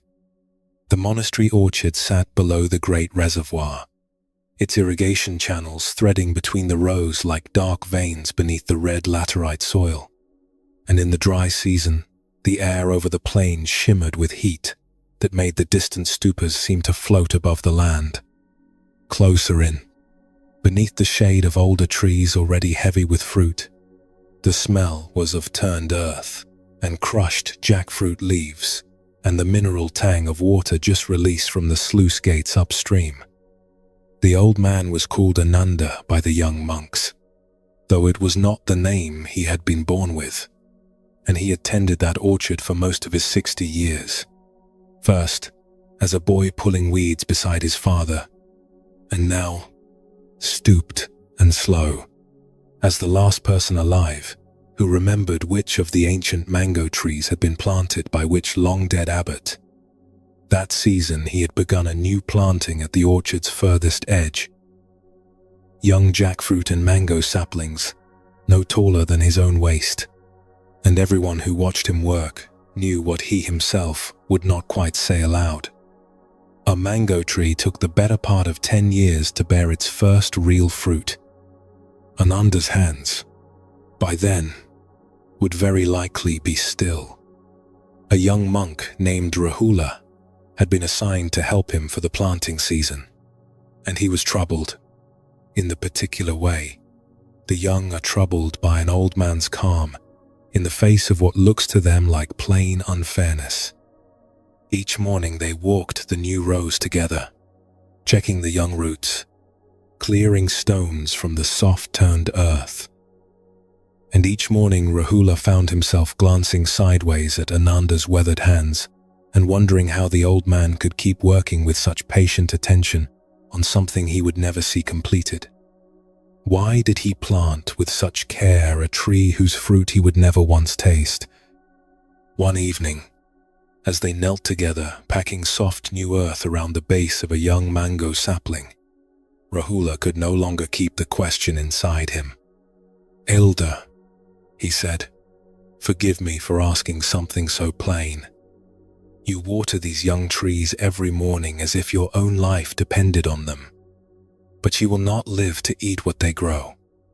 Does it not grieve you to give such care to a harvest you will never taste?" Ananda sat back on his heels and looked at the small sapling between them, its leaves still soft and pale green, trembling faintly in the evening air. "Tell me, Rahula," he said, "the old trees that gave you the jackfruit you ate this morning, who planted them?" Rahula considered. "I do not know, Elder. They were here before I arrived." "They were planted by men who are dust now," Ananda said. "Men whose faces no one living remembers, whose names have worn off whatever stone once carried them. And yet this morning, you ate their fruit, and it was sweet, and you did not think once to thank a stranger 3 generations gone. He pressed the last of the loose soil gently around the sapling's base with both palms. So tell me, when I plant this tree, whose fruit am I truly growing mine? Or does the fruit belong, in the end, to whoever is hungry enough to want it on the day it finally ripens? Rahula was quiet for a long moment. I suppose it belongs to whoever is standing beneath it. When the day comes, then my hands have already done everything that was ever theirs to do. Ananda said, I water, I clear the stones, I press the earth around young roots so they will hold through the first hard rains. That is the whole of my work, and it is complete each evening when I finish it, whether or not I am here in 10 years to see what grows from it. He looked out at the long rows of new saplings, pale in the fading light. The grasping for the harvest was never part of the planting. I only mistook it for part of the planting for a great many years before I understood the difference. Rahula sat with this as the light went fully out of the sky, and something in him that had been quietly tight since the planting season began unclenched. He had believed Ananda's peace was a kind of resignation, a grim acceptance of a harvest he would be denied. He saw now that it was something else entirely, a simple and complete honesty about which part of the work had ever belonged to him. The old man died the following winter, 2 years into the young orchard's growth, his hands still faintly stained with the red soil of that dry plain. Rahula tended the trees in his place, and when the first mangoes finally ripened, 7 years after Ananda's death, an old widow from the nearby village came to the monastery gate, drawn by the smell of the ripening fruit, and Rahula gave her the very first one from the very tree they had planted together that evening. She did not know the name of the man who had grown it. She only knew that it was sweet, and that she was grateful. And Rahula, watching her eat it beneath the tree's new shade, understood at last exactly what Ananda had meant. Rest for a moment in what passed between the old man and his young helper that evening, kneeling together in the soft turned earth. Ananda had separated, cleanly and without bitterness, the tending from the owning. His hands did the one thing that was actually theirs to do, and they set down, evening after evening, the other thing that had never once belonged to them, the shape of a future only time itself was permitted to finish. There is a different way this same letting go can look, quieter still, further to the east, in the terraced valleys of old Bhutan, where a farmer named Dorji had already, without ever studying a single teaching on the matter, learned to live inside exactly this kind of not knowing. Dorji kept a small holding on the steep terrace slopes above his village, rice paddies stepping down the mountainside like a great green staircase, fed by channels of glacier cold water that sang faintly as they ran along the stone borders of each field. Each spring he planted, not knowing whether the rains would come in their season or come too hard, too suddenly, and wash the young shoots from the terraces entirely. Every farmer on that mountainside lived with the same uncertainty, but most of them carried it the way Ananda once had, with a held breath and a watchful, worried eye on the sky. Dorji did not, and this puzzled his neighbors more than almost anything else about him. His young nephew, Tashi, newly come to help with the planting and full of a nephew's blunt honesty, asked him about it directly, one grey morning, while they stood ankle-deep in the flooded terrace, setting rice shoots one by one into the soft mud. "Uncle," Tashi said, straightening his back for a moment. The other farmers watch the sky every morning like it might betray them. "You never do. Are you not afraid the rains will come wrong this year? and all this work will wash away before it feeds anyone. Dorji did not stop planting. The rains will do what the rains do, he said. They always have. My fear has never once changed their mind. But do you not want to know how it turns out? Tashi pressed. Whether the harvest will be good or bad, I will know. Dori said, on the day the harvest comes, and not one day before it.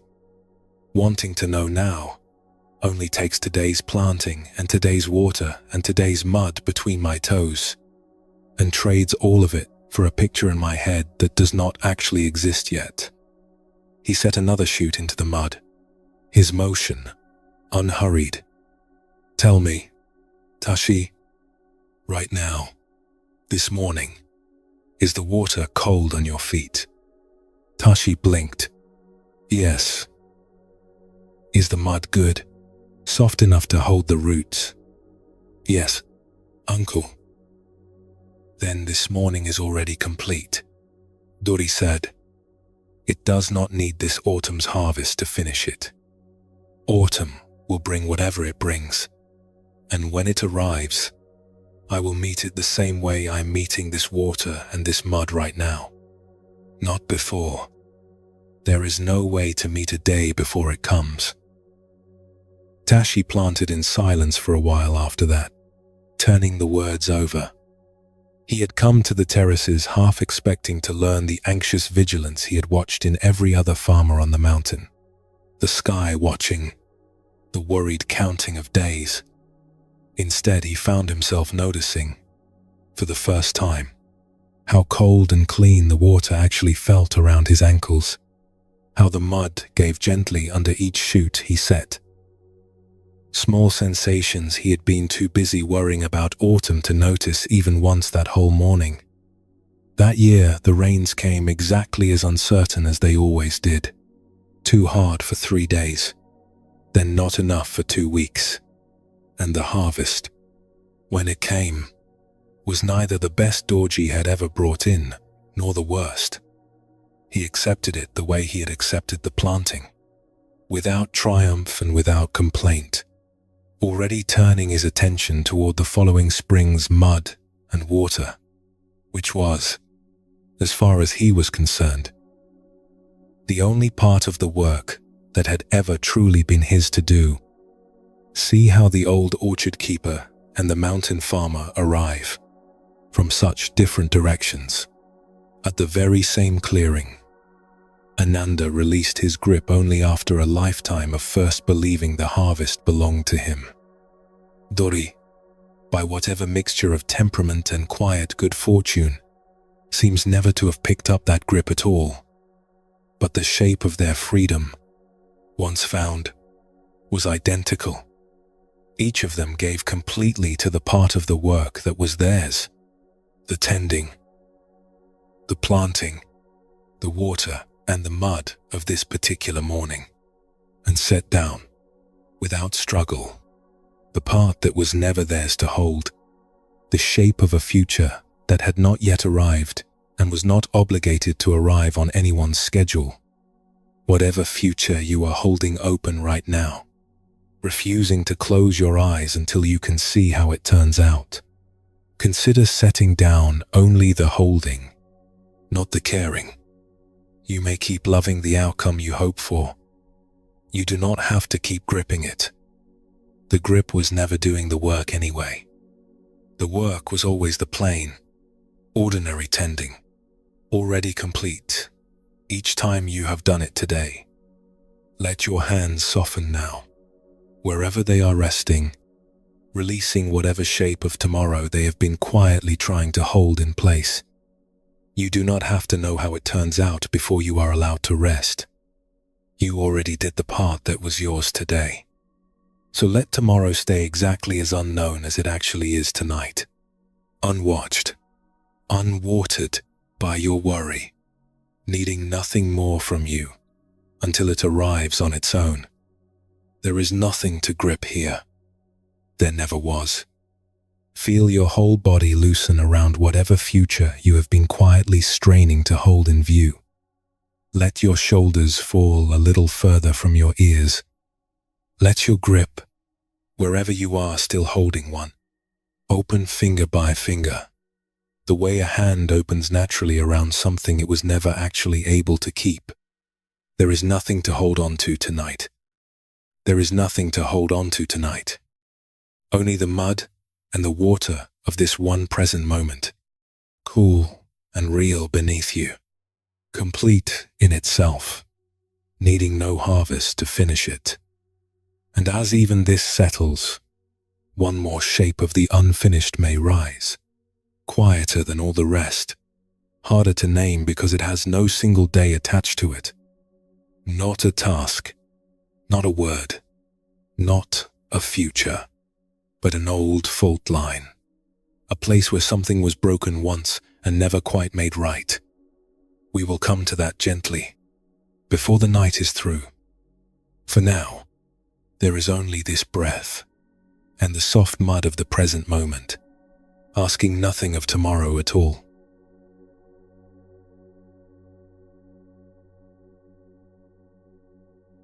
Somewhere behind you now, an old orchard keeper's grave sits quiet beneath the mango trees he never tasted, and a mountain farmer plants this year's rice without once looking up at the sky.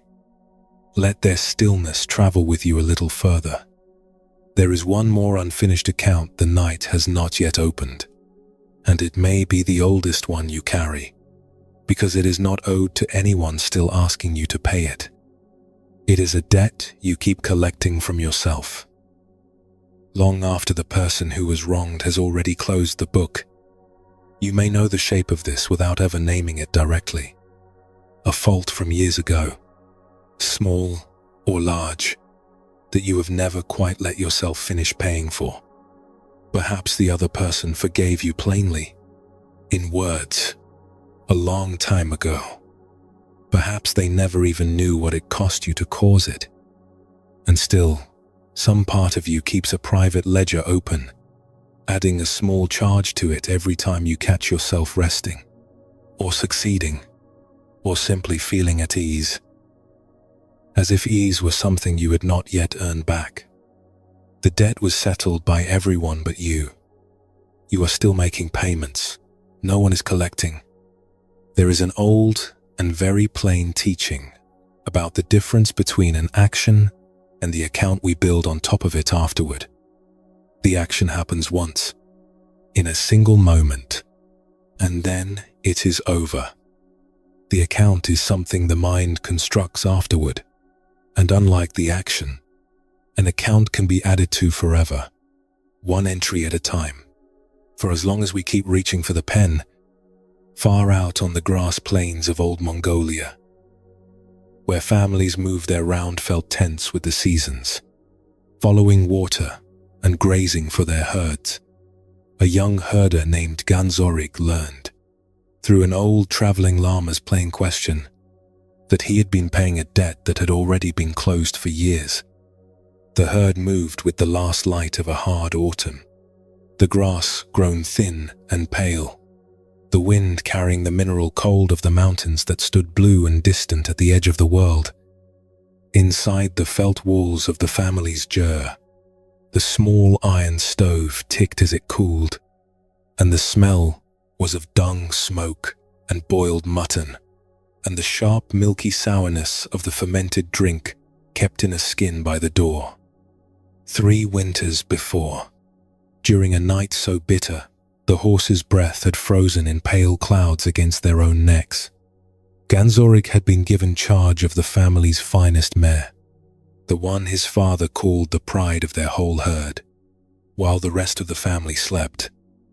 He had been exhausted from days of moving the herd ahead of an early storm, and sometime deep in that black cold he had drifted into sleep himself.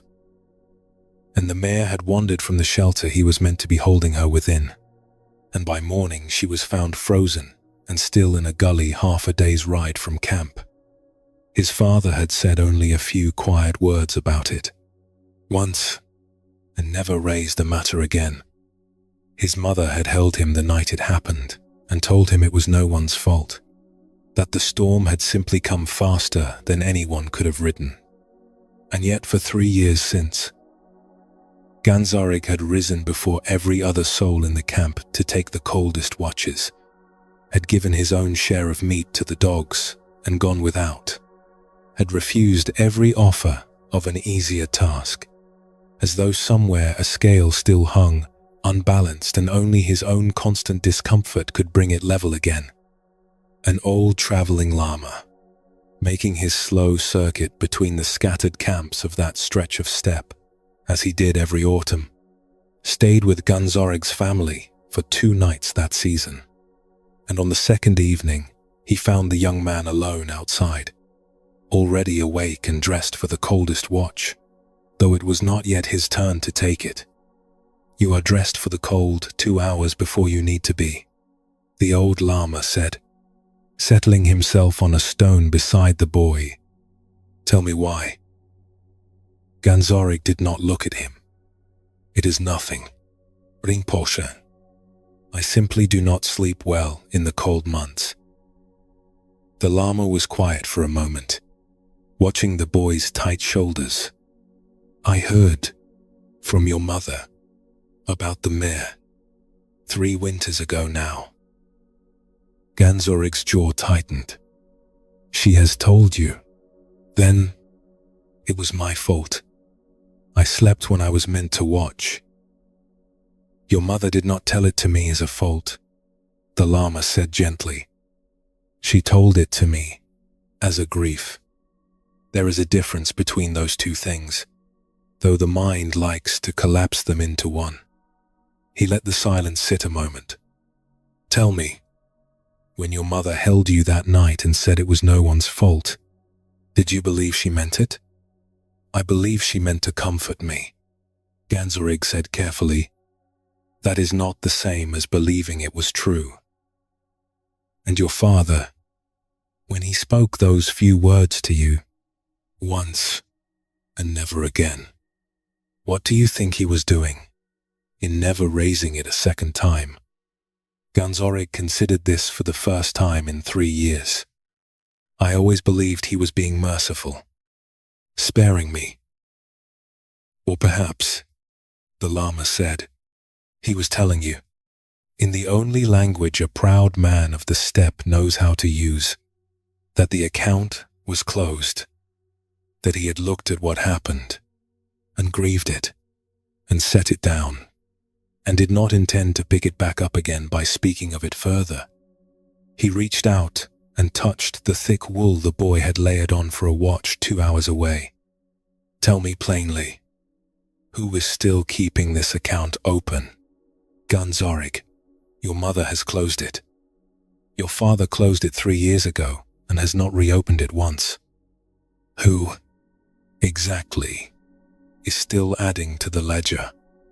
Ganzorig sat with the question a long time, the cold settling into his hands, even through his gloves. "I am," he finally said, very quietly. "You are paying a debt," the lama said, "to people who stopped billing you for it a very long time ago. You have simply kept the account open on your own side of the ledger, and you have been the only one still making entries in it. Tell me, if you closed it tonight, who in this camp would object?" Ganzorig looked toward the jur where his parents slept, the felt walls glowing faintly with the last warmth of the stove inside. "No one," he said. "No one would object at all." He did not take the coldest watch early that night. He sat instead beside the old lama until the proper hour came, and when it did, he went to his post rested rather than already spent. And for the first time in 3 winters, the watch felt like simple work rather than payment. He did not forget the mare. He never would. But he understood, sitting there in the ordinary cold, that grief and debt were 2 different weights. And he had been carrying both because he had never noticed there were 2. "Sit for a moment," with what the old lama showed Gunzorig so plainly. The boy had assumed that because the loss was real, the debt must also be real, and must also be his alone to keep paying. But his family had already done the work of grief, and grief, once fully felt, closes on its own. What remained open was not grief at all. It was a story Gunzorig kept telling himself. In a ledger no one else was reading. There is a smaller, quieter version of this same unclosed account. Further south, in the hill country of Old Laos, where a water carrier named Somsak had kept an empty yoke across his shoulders for reasons the whole village had long since forgotten. Somsak had once, in a dry season many years past, sold water meant for an elderly neighbor's dying garden to a wealthier household instead, for a price too good to refuse. And the neighbor's small plot of vegetables, the only food she had, withered before the rains finally came. She had never once reproached him for it. She had simply nodded when he confessed, an old woman too tired for anger, and told him the rains would come again, as they always did, and they had. She lived another 11 years after that dry season, growing vegetables again each spring, and when she finally passed, it was of old age, at peace, surrounded by her own grown grandchildren. But Somsak had never set down the yoke. Even now, years after her death, with the village well flowing freely and no one anywhere in need of water he might withhold, he still walked the same evening circuit around the village with the wooden yoke across his shoulders, the bucket swinging empty at either end, as though the walking itself were still owed to someone. The other villagers had grown so used to the sight that they no longer remarked on it. Only the children asked. One evening, a young girl named Calm, no older than 7, fell into step beside him as he made his slow circuit past the empty well house. "Uncle Somsak," she said, "your buckets are empty. Why do you carry the yoke if there is no water to bring anyone?" Somsak kept walking. "It is an old habit," he said. "I have carried it a long time." "But it looks heavy," Calm said, "even empty. I can see it in your shoulders." Somsak stopped, surprised, and looked down at the girl. No one had ever said that to him before, that an empty yoke could still be heavy. "It is heavy," he admitted slowly, as though testing the words for the first time. "I had not thought anyone could see that, since there is nothing in the buckets." "What is it carrying, then, if not water?" He was quiet for a long moment, the evening insects beginning their low, steady hum in the grass around them. "A very long time ago," he said, "I did something that hurt someone. She forgave me before she died, but I never quite finished carrying it." Calm considered this with the plain seriousness only a child can bring. "If she forgave you, and she is not here to see you carry it, and the buckets are empty," she said, "then who is the yoke for now?" Somsak had no answer ready. He stood in the dimming light with the wooden bar still resting across his shoulders, the empty buckets swaying gently on their ropes, and understood, all at once, that the girl had asked the only question that had ever mattered. There was no one left to witness this walk. There had never really been anyone watching it but himself. That evening, for the first time in years, he did not finish his circuit. He walked instead to the small shrine at the edge of the village, lifted the yoke from his shoulders, and set it down against the shrine wall, empty buckets and all. He did not throw it away. He simply set it down and stood a moment feeling his own shoulders rise, unburdened, lighter than he remembered them being able to feel. Then he walked home without it, his hands swinging loose and empty at his sides, carrying nothing at all. See how closely Somsak's empty yoke matches Ganzorig's early watch, though a great distance and different customs separate them. Both men had been forgiven cleanly by the very people they had wronged. Both kept performing an old penance long after the performance had stopped serving anyone but their own private sense of what they still owed. The debt, in both cases, had only one creditor left standing at the end, and it was never the person who had actually been harmed.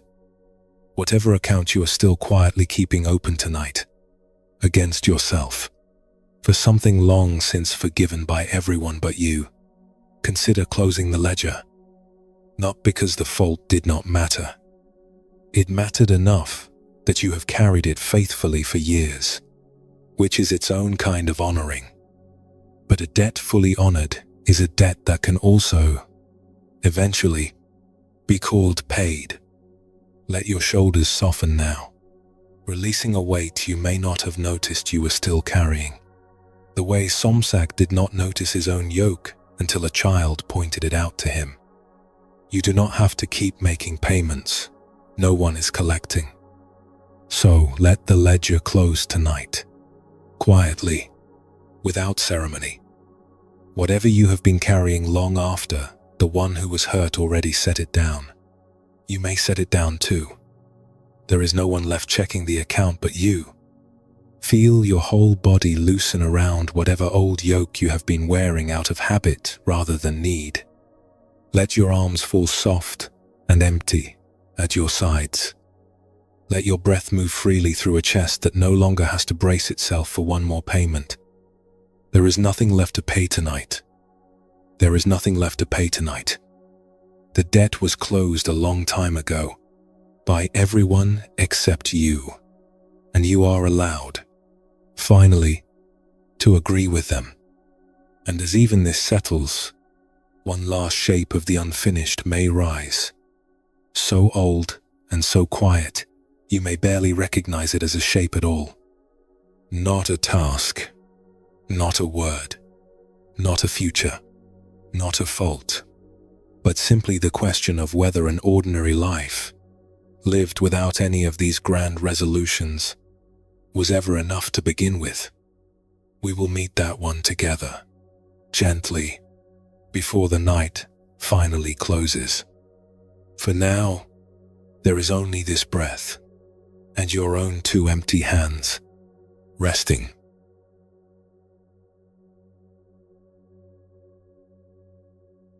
Somewhere behind you now, a water carrier walks home with empty hands, his yoke left standing against a small shrine wall, and a young herder takes his watch rested rather than spent. Let their lightness travel with you into this next quiet room.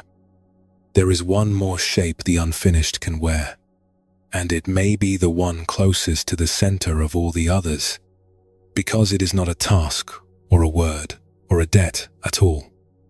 It is the belief that you must understand why, before you are permitted to accept what already is.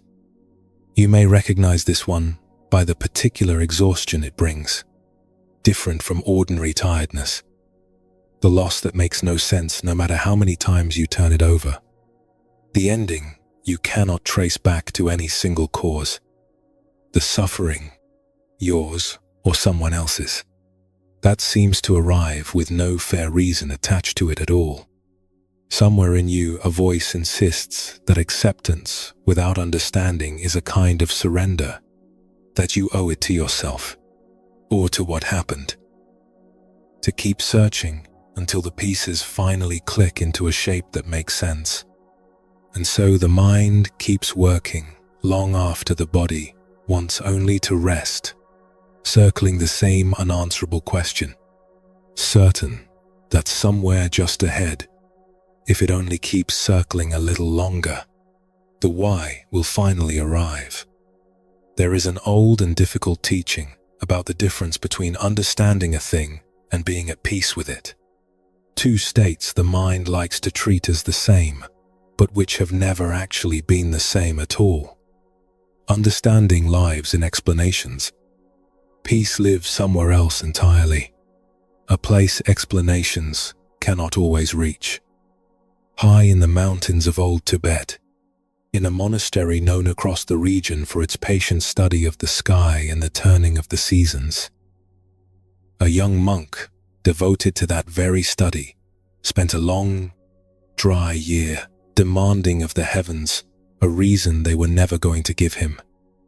The monastery sat on a high shoulder of rock above the valley, and in the clear mountain air, the stars at night hung close and hard and bright, as though the darkness itself had been polished. Inside the small astronomy hall, the smell was of juniper smoke and old paper and the mineral dust of the soot-covered calculation boards where the monks worked out, by hand, the positions of the planets and the turning of each year's calendar. The young monk was named Tenzin, and he had trained for 11 years in the complex art of that calculation, learning to read the slow wheeling of the Kalachakra system, the way another man might learn to read a face. That year the rains had failed twice in succession, and the barley in the terraces below the monastery had come up thin and pale, and in the villages down the valley people were already rationing what little grain remained from the year before. Tenzin, who had given his whole life to understanding the patterns that governed the sky and the seasons, found himself bent for long hours over his calculation board each night, certain that if he only worked the figures carefully enough, he would find the reason the rains had failed. Some fault in a calculation, some overlooked conjunction, some cause hidden in the numbers that would finally explain why this particular valley, in this particular year, had been made to suffer. His teacher, an old astronomer monk named Lobsang, who had kept the calculation boards for nearly 50 years, found him there one night, long after the rest of the monastery had gone to sleep, still bent over the soot-dusted board, his stylus moving back and forth across figures he had already checked a dozen times that same evening. "You are still awake with the numbers," Lobsang said, settling himself slowly onto the mat beside him. "I am trying to find the reason," Tenzin said, not looking up. "The drought. There must be something in the calculations. Some cause I have missed. If I can find it, I can understand why this happened to us." Lobsang was quiet a moment, watching the boy's tired hands move across the board. "Tell me," he said, "in 11 years of study, has the sky ever once told you why it does what it does, or has it only ever told you what it does? And when—" Tenzin paused, stylus still in hand. "What it does?" he admitted slowly. "And when—" "The calculations predict the movements. They do not explain the reasons behind them. And yet tonight you are asking the sky for something it has never once given you. In all your years of study," Lobsang said, "you are asking it for a reason. The sky has only ever spoken in patterns, never in reasons.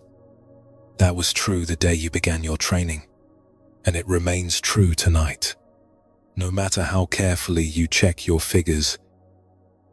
But there must be a reason," Tenzin said, and something raw came into his voice for the first time.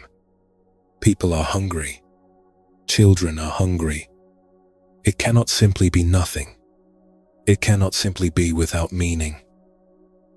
Lobsang was silent a long moment, and when he spoke again, his voice had gone very gentle.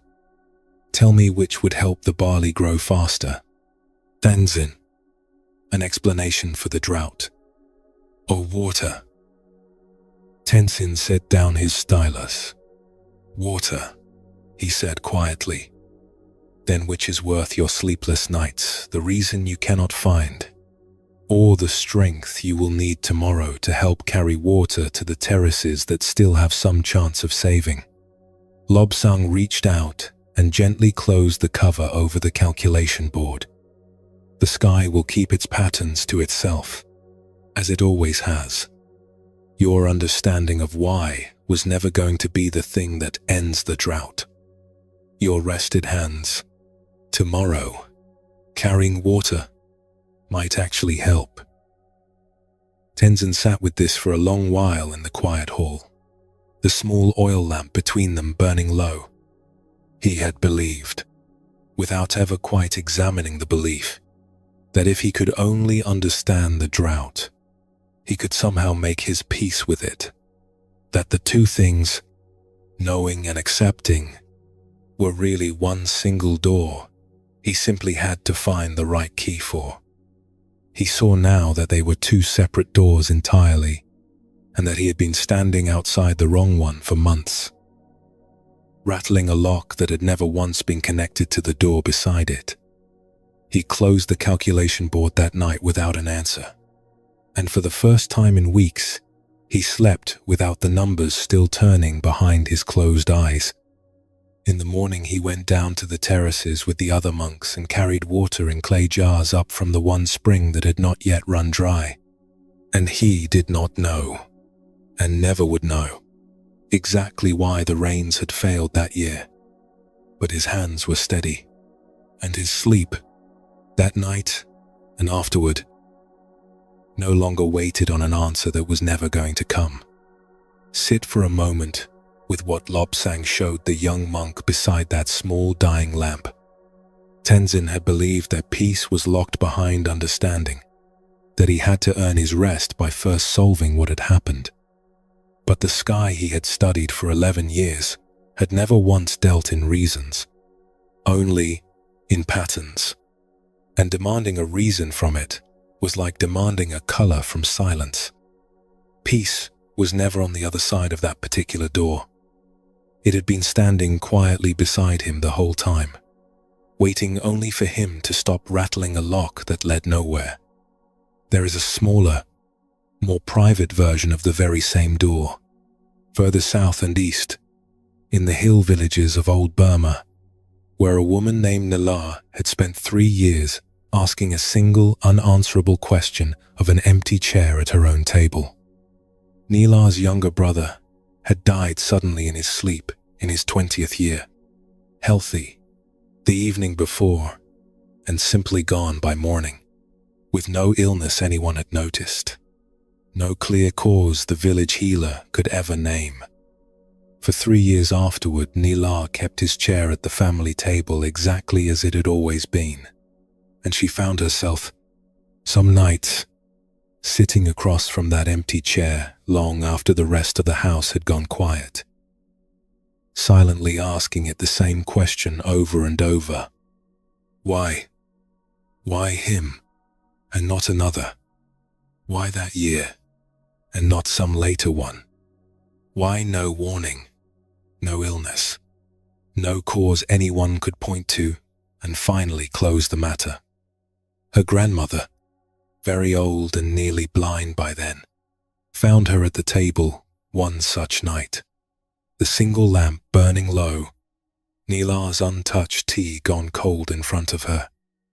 "You are talking to the chair again," her grandmother said, easing herself down onto the bench beside her.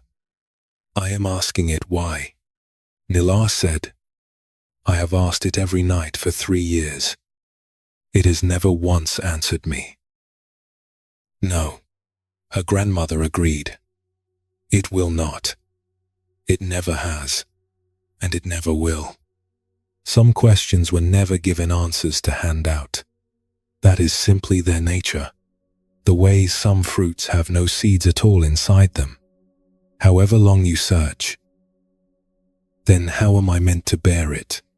Nala asked, and her voice cracked on the last word. "How does anyone bear a thing they are never allowed to understand?" Her grandmother was quiet a while, her clouded eyes fixed somewhere past the lamp. "When you were small," she said at last, and you fell from the mango tree and broke your arm. Do you remember what I told you? While we waited for the bone setter. Nila shook her head slowly. I only remember the pain. I told you the bone did not need to understand the fall in order to heal. It only needed time and rest, and someone to hold it steady while it did its own quiet work.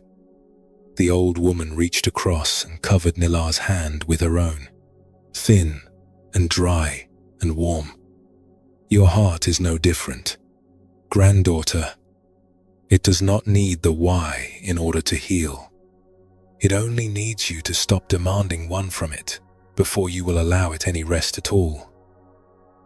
Nila looked at the empty chair for a long moment, really looked at it, perhaps for the first time in 3 years without a question already forming behind her eyes. I do not think I can stop asking, she said quietly. You do not have to stop all at once, her grandmother said. Only tonight. Only this one night. Set the question down, the way you would set down a stone too heavy to carry the whole road at once. Pick it back up tomorrow if you must, but let yourself rest tonight without it in your hands. Nila sat with her grandmother a long while after that, not speaking, the two of them simply present in the low lamplight with the empty chair across from them. And for the first time in 3 years, she found she could look at that chair without her chest immediately tightening around the old demand for a reason. She still did not know why her brother had died. She never would. But that night, for the first time, not knowing did not feel quite the same as not being able to rest. See how closely Nila's empty chair matches Tenzin's silent sky. Though one is a question about a single beloved life, and the other a question about rain over a whole valley. Both had assumed that rest could only be granted after understanding arrived, and both were shown, gently, by someone who loved them, that the two had never actually been connected in the way they believed. The sky kept its patterns to itself. The bone healed without explaining the fall. Peace, it turns out, does not wait at the end of an answer. It was available all along, on this side of the question, for anyone willing to set the question down long enough to notice. Whatever unanswered why you are still turning over tonight, in whatever quiet hour this is for you, consider that the peace you are waiting for may not be on the other side of an explanation at all. It may simply be here, available now, if you are willing to stop rattling a lock that was never connected to the door beside it. Let your mind loosen its grip now around whatever question it has been circling. You do not have to solve it before you are allowed to rest. The rest and the answer were never actually joined together in the first place. So let the question stay open tonight, unanswered, unresolved, and let that be all right. It does not need to close before you are permitted to close your eyes. Some doors were never meant to open from this side. Feel your whole mind grow quiet now around whatever why it has been holding on to. Let the circling slow, and then slow further, the way a wheel slows when the hand that was spinning it finally lets go. There is nothing you must understand tonight. There is nothing you must understand tonight. Only this breath, moving in its own patterns, asking nothing of you but to be noticed, not explained. And as even this settles, one very last thing may rise, so quiet and so old it hardly feels like an unfinished thing at all. Not a task, not a word, not a future, not a fault, not a why, but simply the whole shape of an ordinary life, wondering whether it was ever enough, exactly as it was, without any of these resolutions at all. We will meet that one together now, gently, as the night finally begins to close.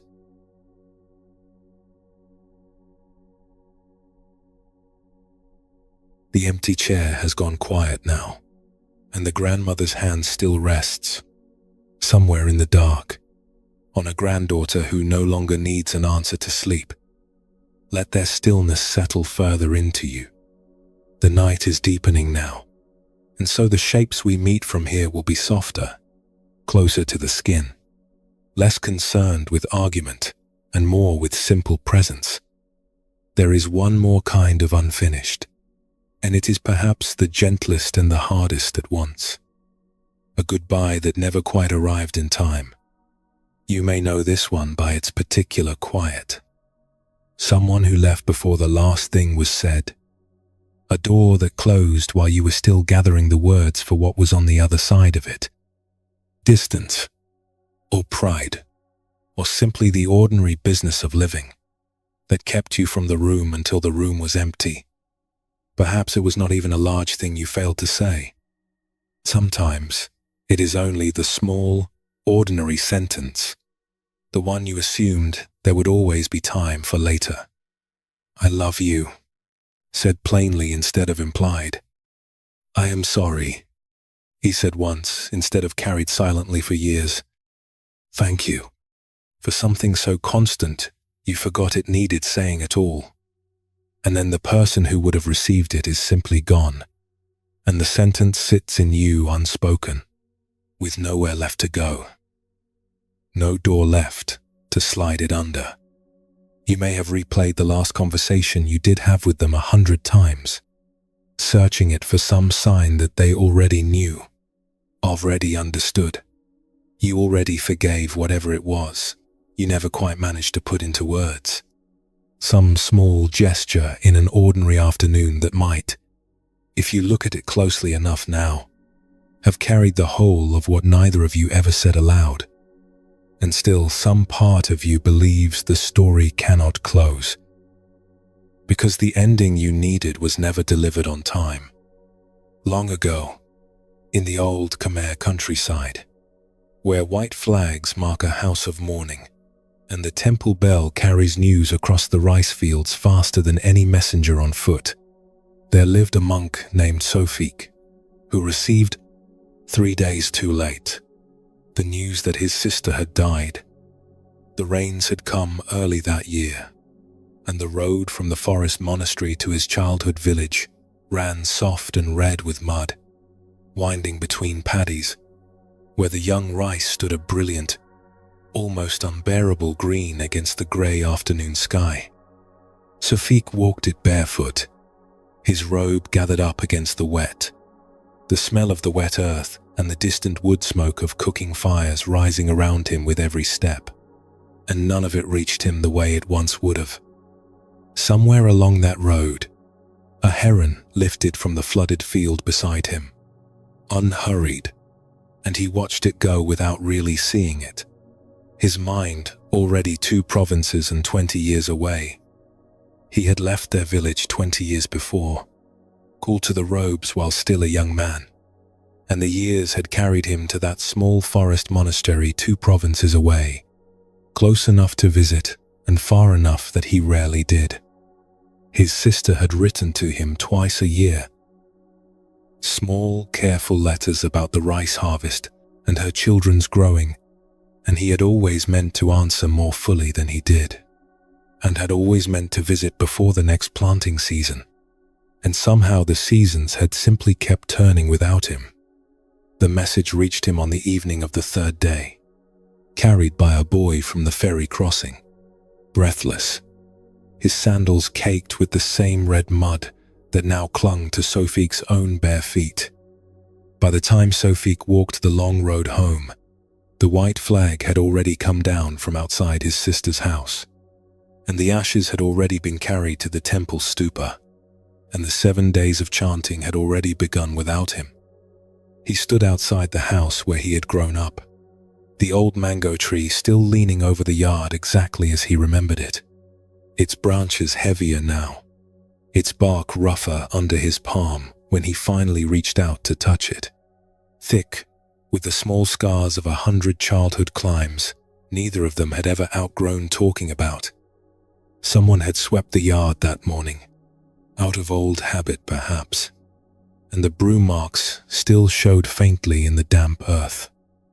A single pair of his sister's sandals sat by the step, waiting for feet that would not come to fill them again. He felt something in his chest that had no clean name. Not simply grief. Something closer to a debt, suddenly called due, with no possible way left to pay it, and no window left open to slide the payment through. That night, an old monk from the village temple, a man Sophie had known since childhood, found him sitting alone beneath the mango tree in the dark. "You arrived too late," the old monk said, settling down beside him, his old joints creaking softly as he lowered himself onto the damp ground. It was not a question. I did not even see her face. Sophie said, 20 years, and I let the seasons decide for me. Again and again. That visiting could wait. And now there is nothing left to visit. No goodbye. Only this tree, and her empty house, and a debt I can never repay. The old monk was quiet a long moment, listening to the night insects moving in the grass, the frogs beginning their chorus, somewhere down, near the flooded paddies.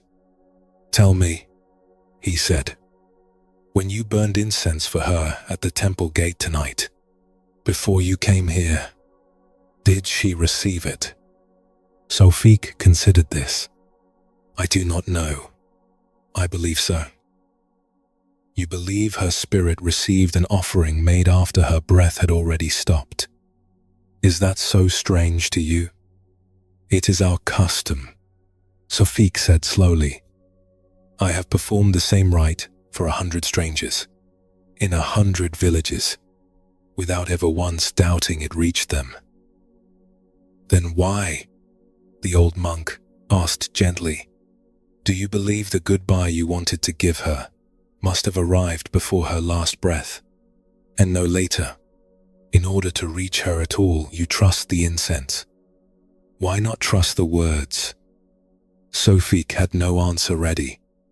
He looked up through the dark branches at the small pieces of sky visible between the leaves. "There is something else," the old monk continued after a while, his voice softer now. "Your sister sent you 2 letters a year, for 20 years. Did every one of them reach you the very day she wrote it?" "No," Sophie admitted. "Some took weeks.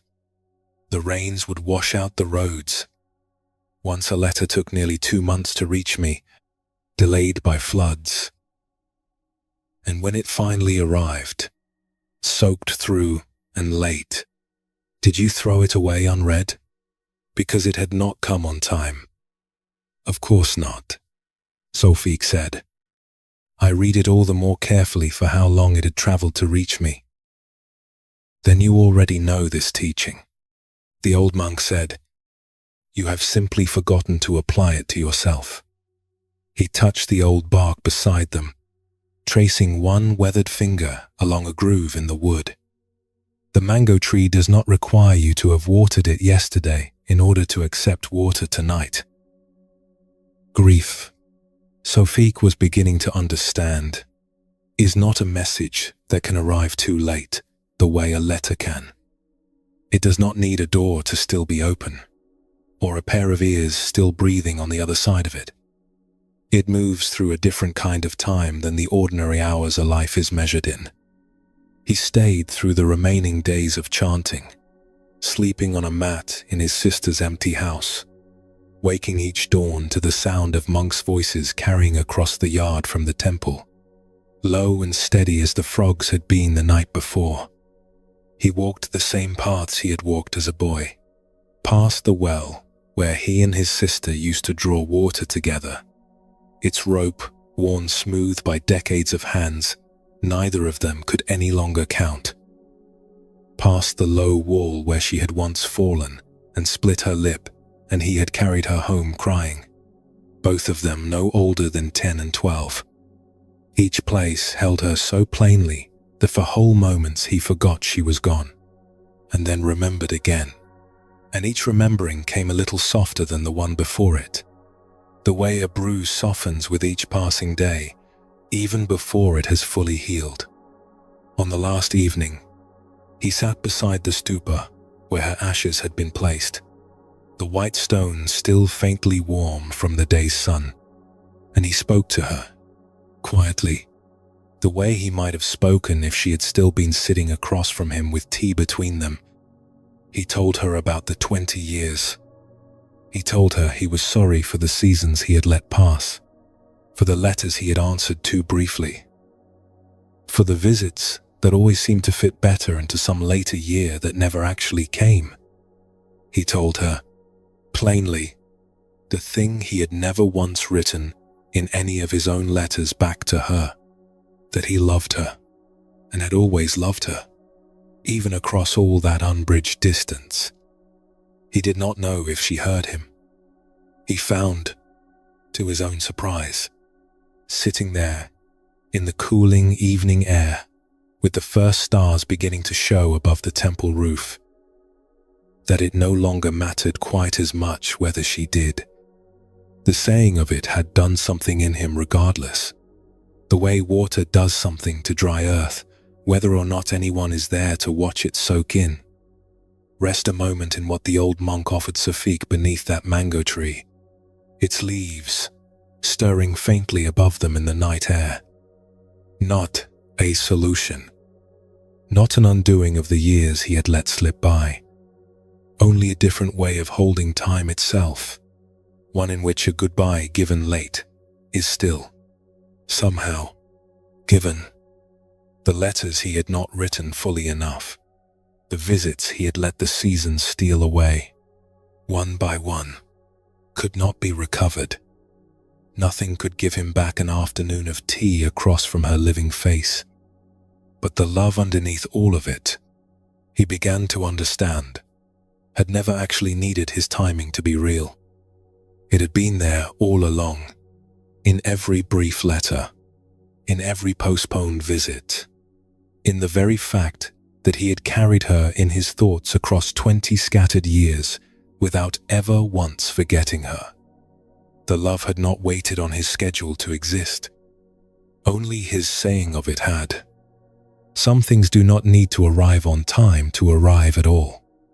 Whatever door closed on you before the last words made it through, however long ago, whether it was a year or a single unbearable week, you may still say them tonight, quietly, into the dark. It may reach further than you think. Grief, like incense lit after the last breath has already gone, does not require a living ear to be received by whatever it is love actually travels toward. Let your chest soften now around whatever goodbye you never finished. There is a different kind of time available to you here, one that does not care about the order things arrived in, one that has room enough for a love spoken 20 years too late, or a lifetime too late, or only spoken now, for the very first time. In this quiet room, there is nothing that must be said before it can be received. There is nothing that must be said before it can be received. The mango tree accepts the water tonight, just as it would have yesterday. The offering does not spoil for having waited. Let your breath carry whatever you never said. Softly, out into the dark, toward whoever needs to hear it, whenever they are, however far the distance between this moment and that one, however wide the years that lie between, however many rains have fallen since.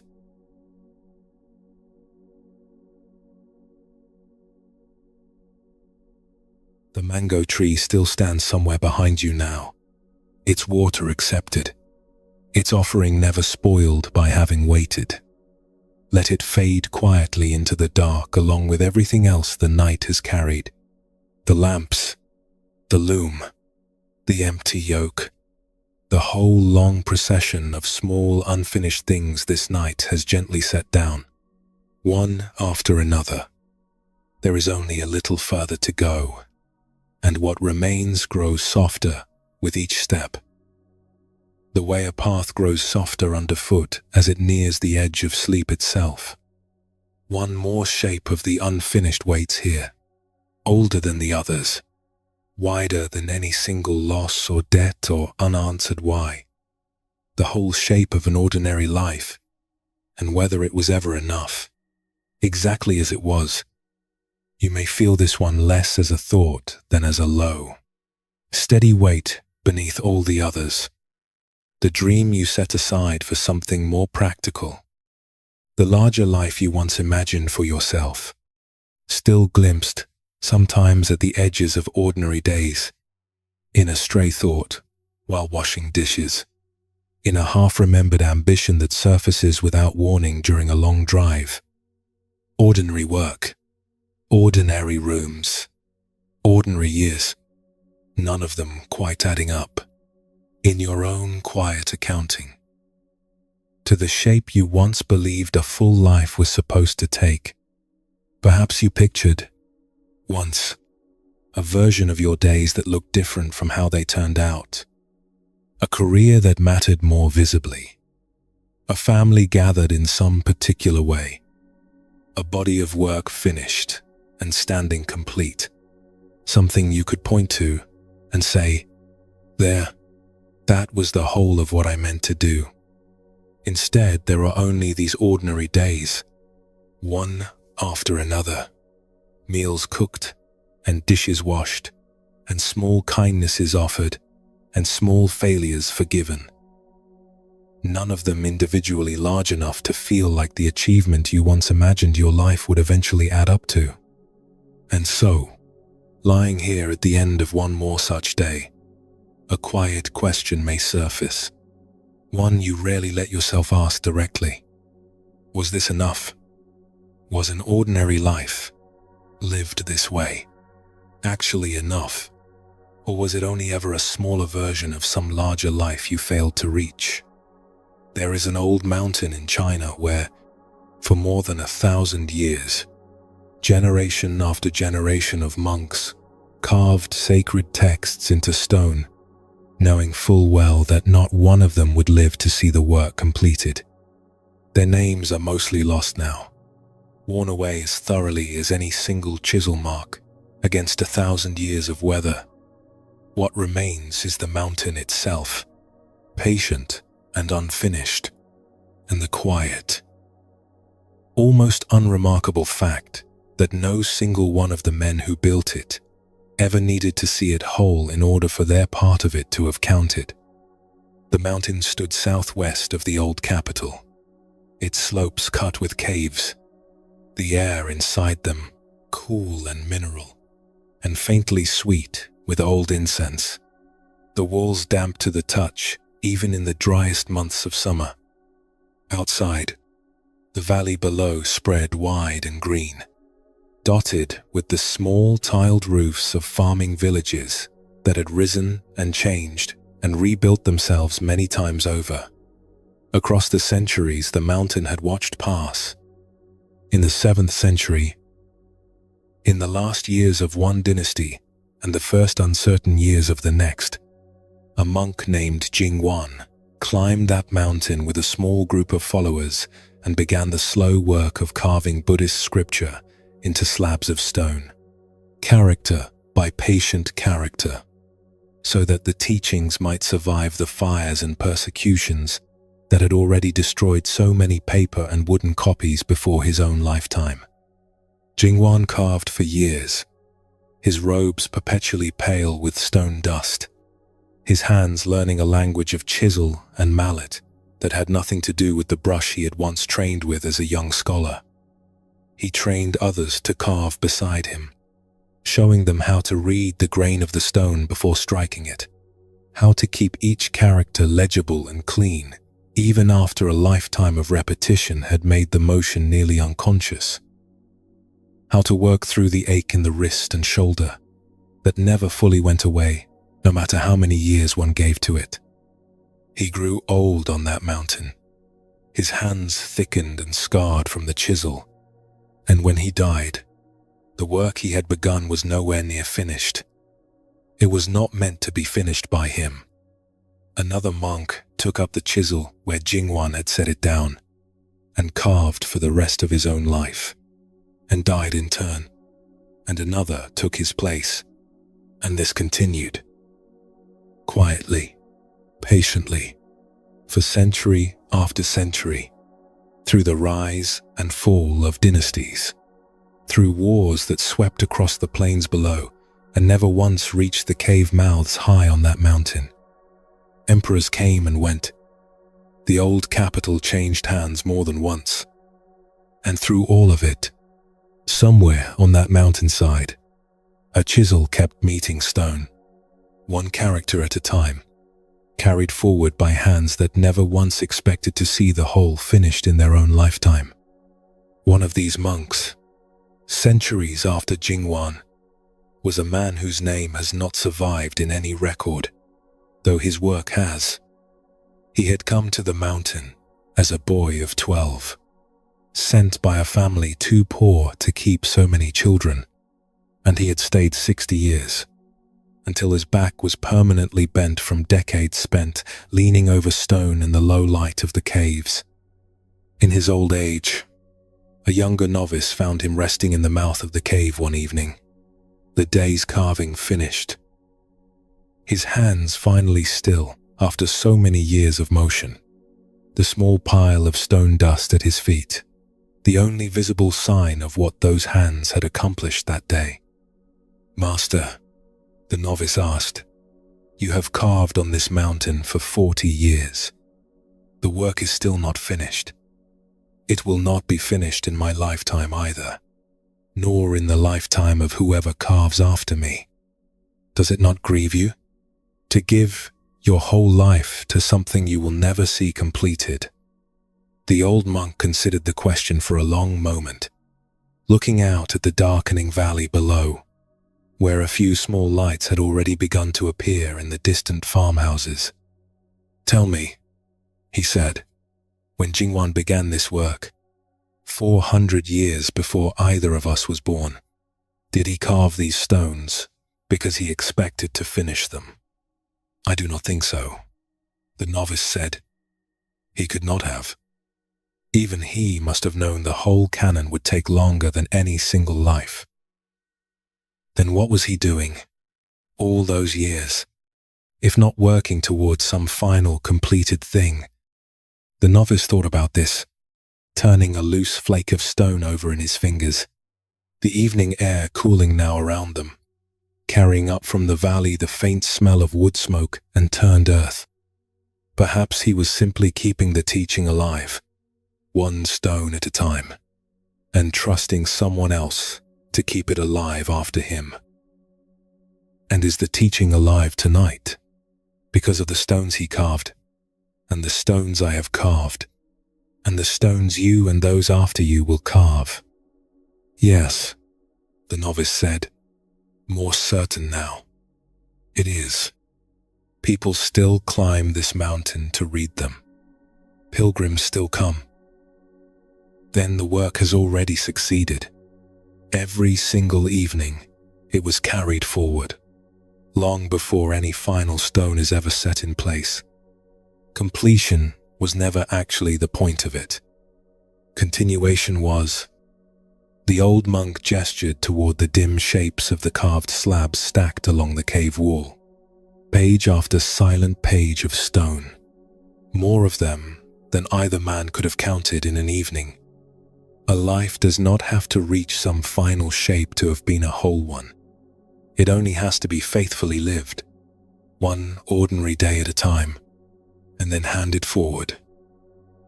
"But how do you bear it?" the novice pressed. "Knowing your own name will likely be forgotten, the way most of the carvers before you have already been forgotten. Does that not make the work feel smaller?"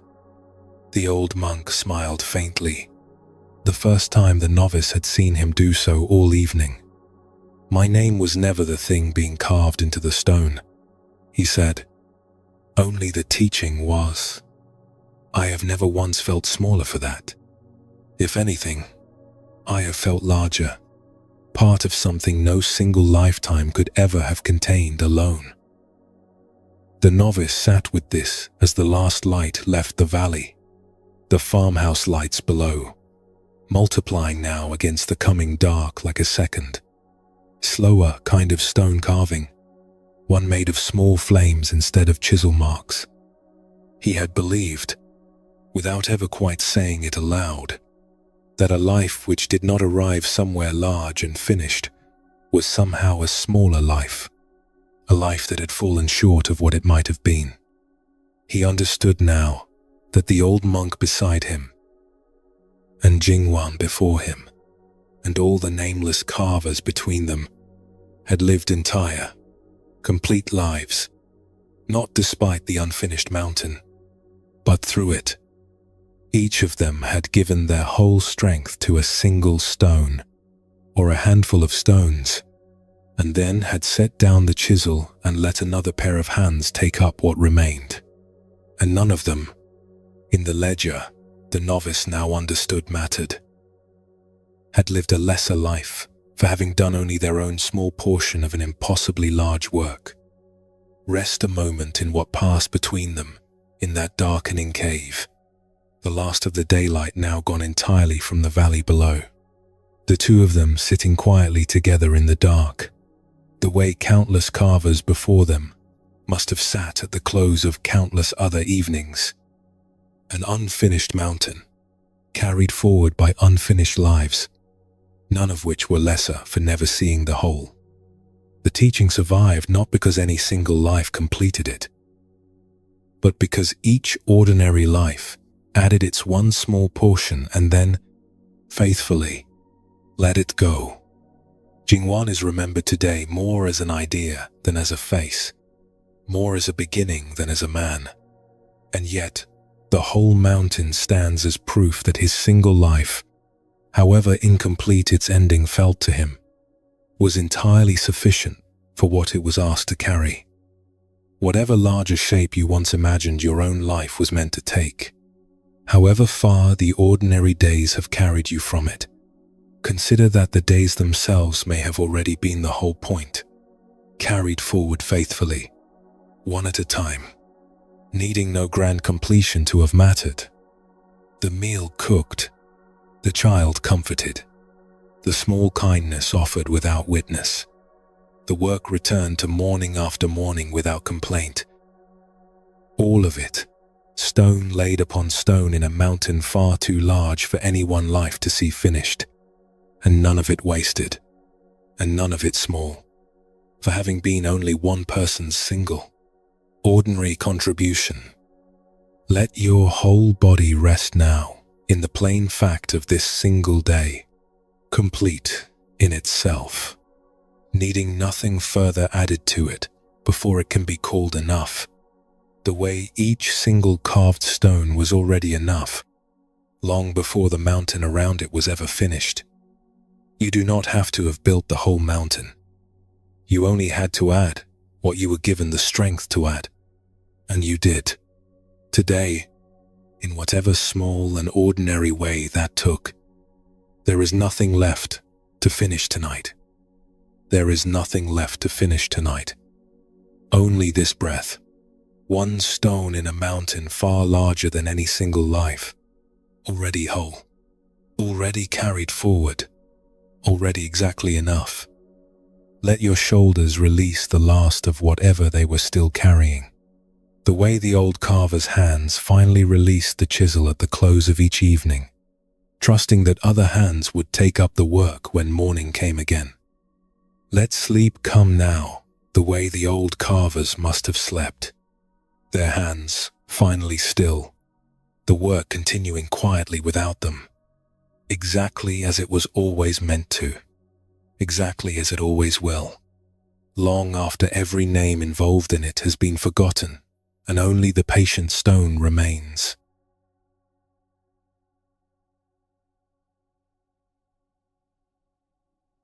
The mountain is quiet now, and the old carver's hands are still, and somewhere far below, in the valley we have not visited in some time, A small fire is burning low in an old house you may remember from the very beginning of this night. There, in that same house, the loom still stands where it has always stood. In the same corner it has occupied for as long as anyone in that house can remember. Its wooden frame worn smooth in places by hands that came before the weaver's own hands. Mothers and grandmothers whose names have folded quietly into the wood itself, their labor no longer visible, except as a kind of softness in the grain where fingers rested, year after year, in exactly the same places. The cloth on it is still exactly as unfinished as it was when we first found it. Hours ago now, a lifetime ago now, half its pattern bloomed into color, the rest only loose thread, waiting. The shuttle resting exactly where it was set down at the end of some earlier evening, patient as a held breath. The small clay dish of dye beside it, long since gone cold and still. The weaver has been asleep this whole time. She did not wait for the cloth to finish itself before she allowed herself to rest. All those hours ago, and the cloth did not mind. It only waited, patient, the way unfinished things wait, without complaint, without urgency, simply present in the dark, alongside everything else that was left as it was. Outside, the same quiet that has held this whole long night is holding still, unbroken. The kind of stillness that seems to have no edges at all, no beginning and no visible end. Sometime in the deepest part of the night, she wakes for a moment, the way sleepers sometimes do, not fully, only enough to be aware of the room around her. The lamp beside the loom has long since gone out. The house is dark and still, and there, in the almost dark, she can just make out the shape of the cloth, half made, exactly where she left it. In the soft space between sleeping and waking, a memory drifts up, half dream, half recollection, of an evening long ago when she was still learning the craft, sitting beside an elder whose hands guided her own across the very same wooden frame, the same worn grooves in the wood beneath both their palms, one generation's fingers resting where another's had rested for years before that. "It will never be finished tonight," she remembers saying then, young and impatient, frustrated by how slowly the pattern grew beneath her clumsy fingers, the thread tangling more often than it should, her shoulders aching from hours bent over work that seemed, that evening, to be going nowhere at all. "No," the elder had answered, unbothered, her own hands never pausing, moving with the easy certainty of a lifetime's practice. "It will not. Does that trouble the thread? I do not understand." "Then watch the thread," the elder said, "and not the clock." She had not understood it then.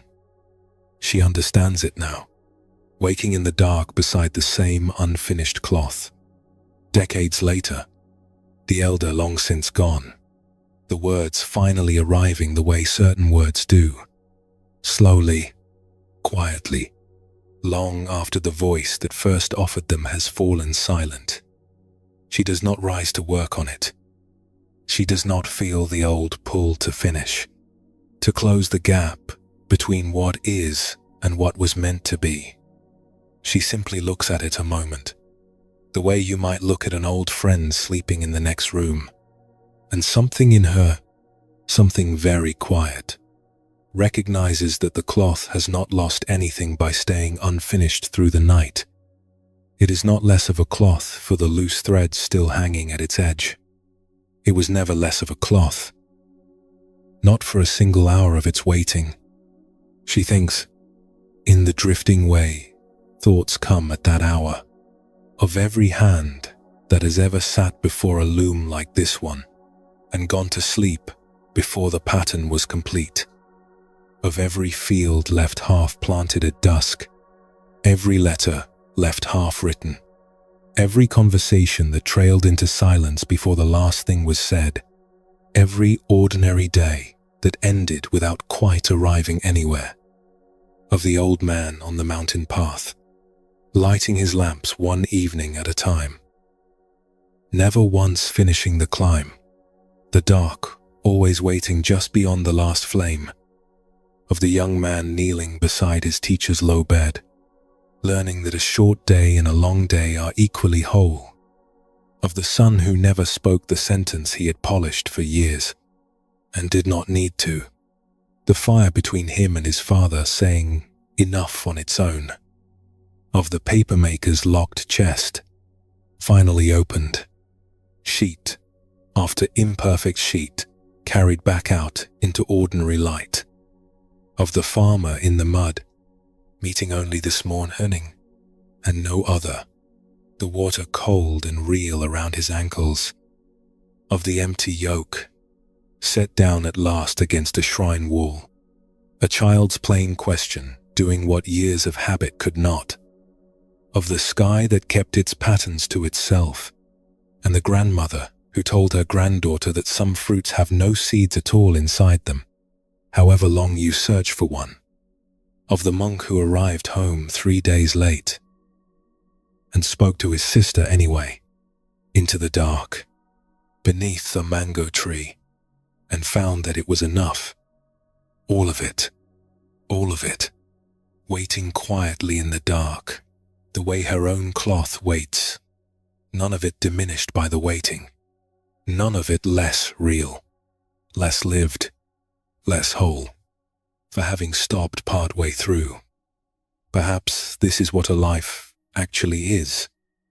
Not a cloth finished and taken down from the loom, admired once, complete, and then set aside, but a cloth still on the loom, always still on the loom, worked at a little each day and then left, worked at again tomorrow, left again tomorrow evening, on and on, never once arriving at some final, finished shape, and never once needing to. A cloth is not less real for being unfinished. A day is not less lived for having ended before every thread was tied off. A life is not less whole for closing. One evening, with the pattern still only half emerged from the loose hanging threads at its edge. The weaver does not think this in words. It moves through her more like warmth moves through a hand held near a fire. Wordless, simpler, arriving without argument. She looks once more at the half-made pattern in the dark, the colors she cannot quite see, but knows by heart, every one of them chosen slowly across many quiet evenings, the thread still loose at the edge, still open, still becoming, and she finds that she is not troubled by any of it. She is only tired. In the good and simple way, a body is tired at the end of a long day, ready now to return to sleep, the way she has returned to sleep every night of her life, cloth finished or not, pattern closed or open, the loom asking nothing of her tonight beyond her own rest. She does not reach for the lamp. She does not touch the loom. She only settles back down, her breath already slowing, already finding its old familiar rhythm, and the cloth stays exactly as it is behind her, unfinished, unhurried, whole in the only way anything is ever whole, which is to say, exactly as it is, in this moment, needing nothing more added to it before it can be called enough. Somewhere outside, the night is beginning, very slowly, to loosen its hold on the sky. Not dawn yet, only the faintest suggestion that dawn will come, eventually, in its own unhurried time, the way it always has, the way it always will, without needing anyone to stay awake and wait for it. The stars have not moved, and yet everything has shifted. the way it always does in the deepest hour, the hour that belongs to no one and asks nothing of anyone. The hour when even unfinished things are allowed to simply exist without apology. The cloth will still be there tomorrow, still half-made, still lovely for exactly what it already is. And whether the weaver's hands ever return to it, or another pair of hands takes up the shuttle after her, or the cloth simply stays as it is, unfinished, for longer than anyone now living will ever know, none of that changes what is true tonight. It was enough today. It was enough exactly as it was. It will be enough tomorrow too, however the day unfolds. However much or little gets added to the pattern before the light fades again, and another night like this one settles over the house. You have carried so many small unfinished things through this long night. Words unsaid. Days that did not add up to what you once imagined. Debts closed by everyone but you. Questions with no answers waiting at the end of them. Goodbyes that arrived, if they arrived at all. A little late. One by one, you have set each of them down, the way the weaver set down her needle at the end of the day, without needing to finish first. Let the last of them go now. 2. Whatever it is, however small or however large, you do not have to close it tonight. You do not have to close it ever. If closing was never actually the point, there is nothing left to hold. There is nothing left to hold. Let your whole body remember what it has always known. Underneath all the striving, underneath all the wanting to finish, that an unfinished life is not a failed one. That a day left incomplete has lost nothing by ending where it ended. That you, too, are a cloth still on the loom, still becoming, still lovely for exactly what you already are. Tonight, in this moment, half-made and entirely enough. Let your shoulders sink further into whatever is holding you now. Let your hands, wherever they rest, open the way the weaver's hands opened when she finally set the shuttle down. Let your breath slow and slow again, following its own unhurried rhythm, the way the cloth follows the pattern that was already chosen for it long before this night began. Thread by patient thread, color by patient color. None of it rushed, none of it forced. The pattern does not need to be finished for it to be beautiful. It never did. Not the weaver's cloth, and not your own quiet, unfinished life, still being worked at gently, one ordinary day at a time, one small kindness at a time, one breath at a time, never arriving anywhere final, never needing to.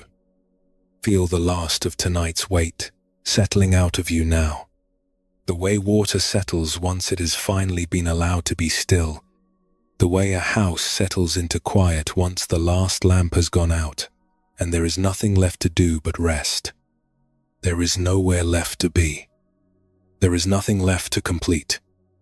There is only this quiet room, this quiet breath, this quiet body, resting exactly as it is, exactly where it is, needing nothing further from the night than the night is already giving it. Let your breath come now the way it wants to come, slow, unhurried, asking nothing of you, needing nothing from you, simply moving, simply continuing, the way all unfinished things continue, quietly, in the dark, without needing anyone to watch them do it. The thread does not ask to be finished tonight, only to be trusted, a little further, into tomorrow. Rest now, truly rest. The cloth will keep. It always does. It has kept through every night before this one, and it will keep through every night after. Let it be unfinished. Let it be enough. Let sleep come, softly, the way it has always come, without needing to be asked twice.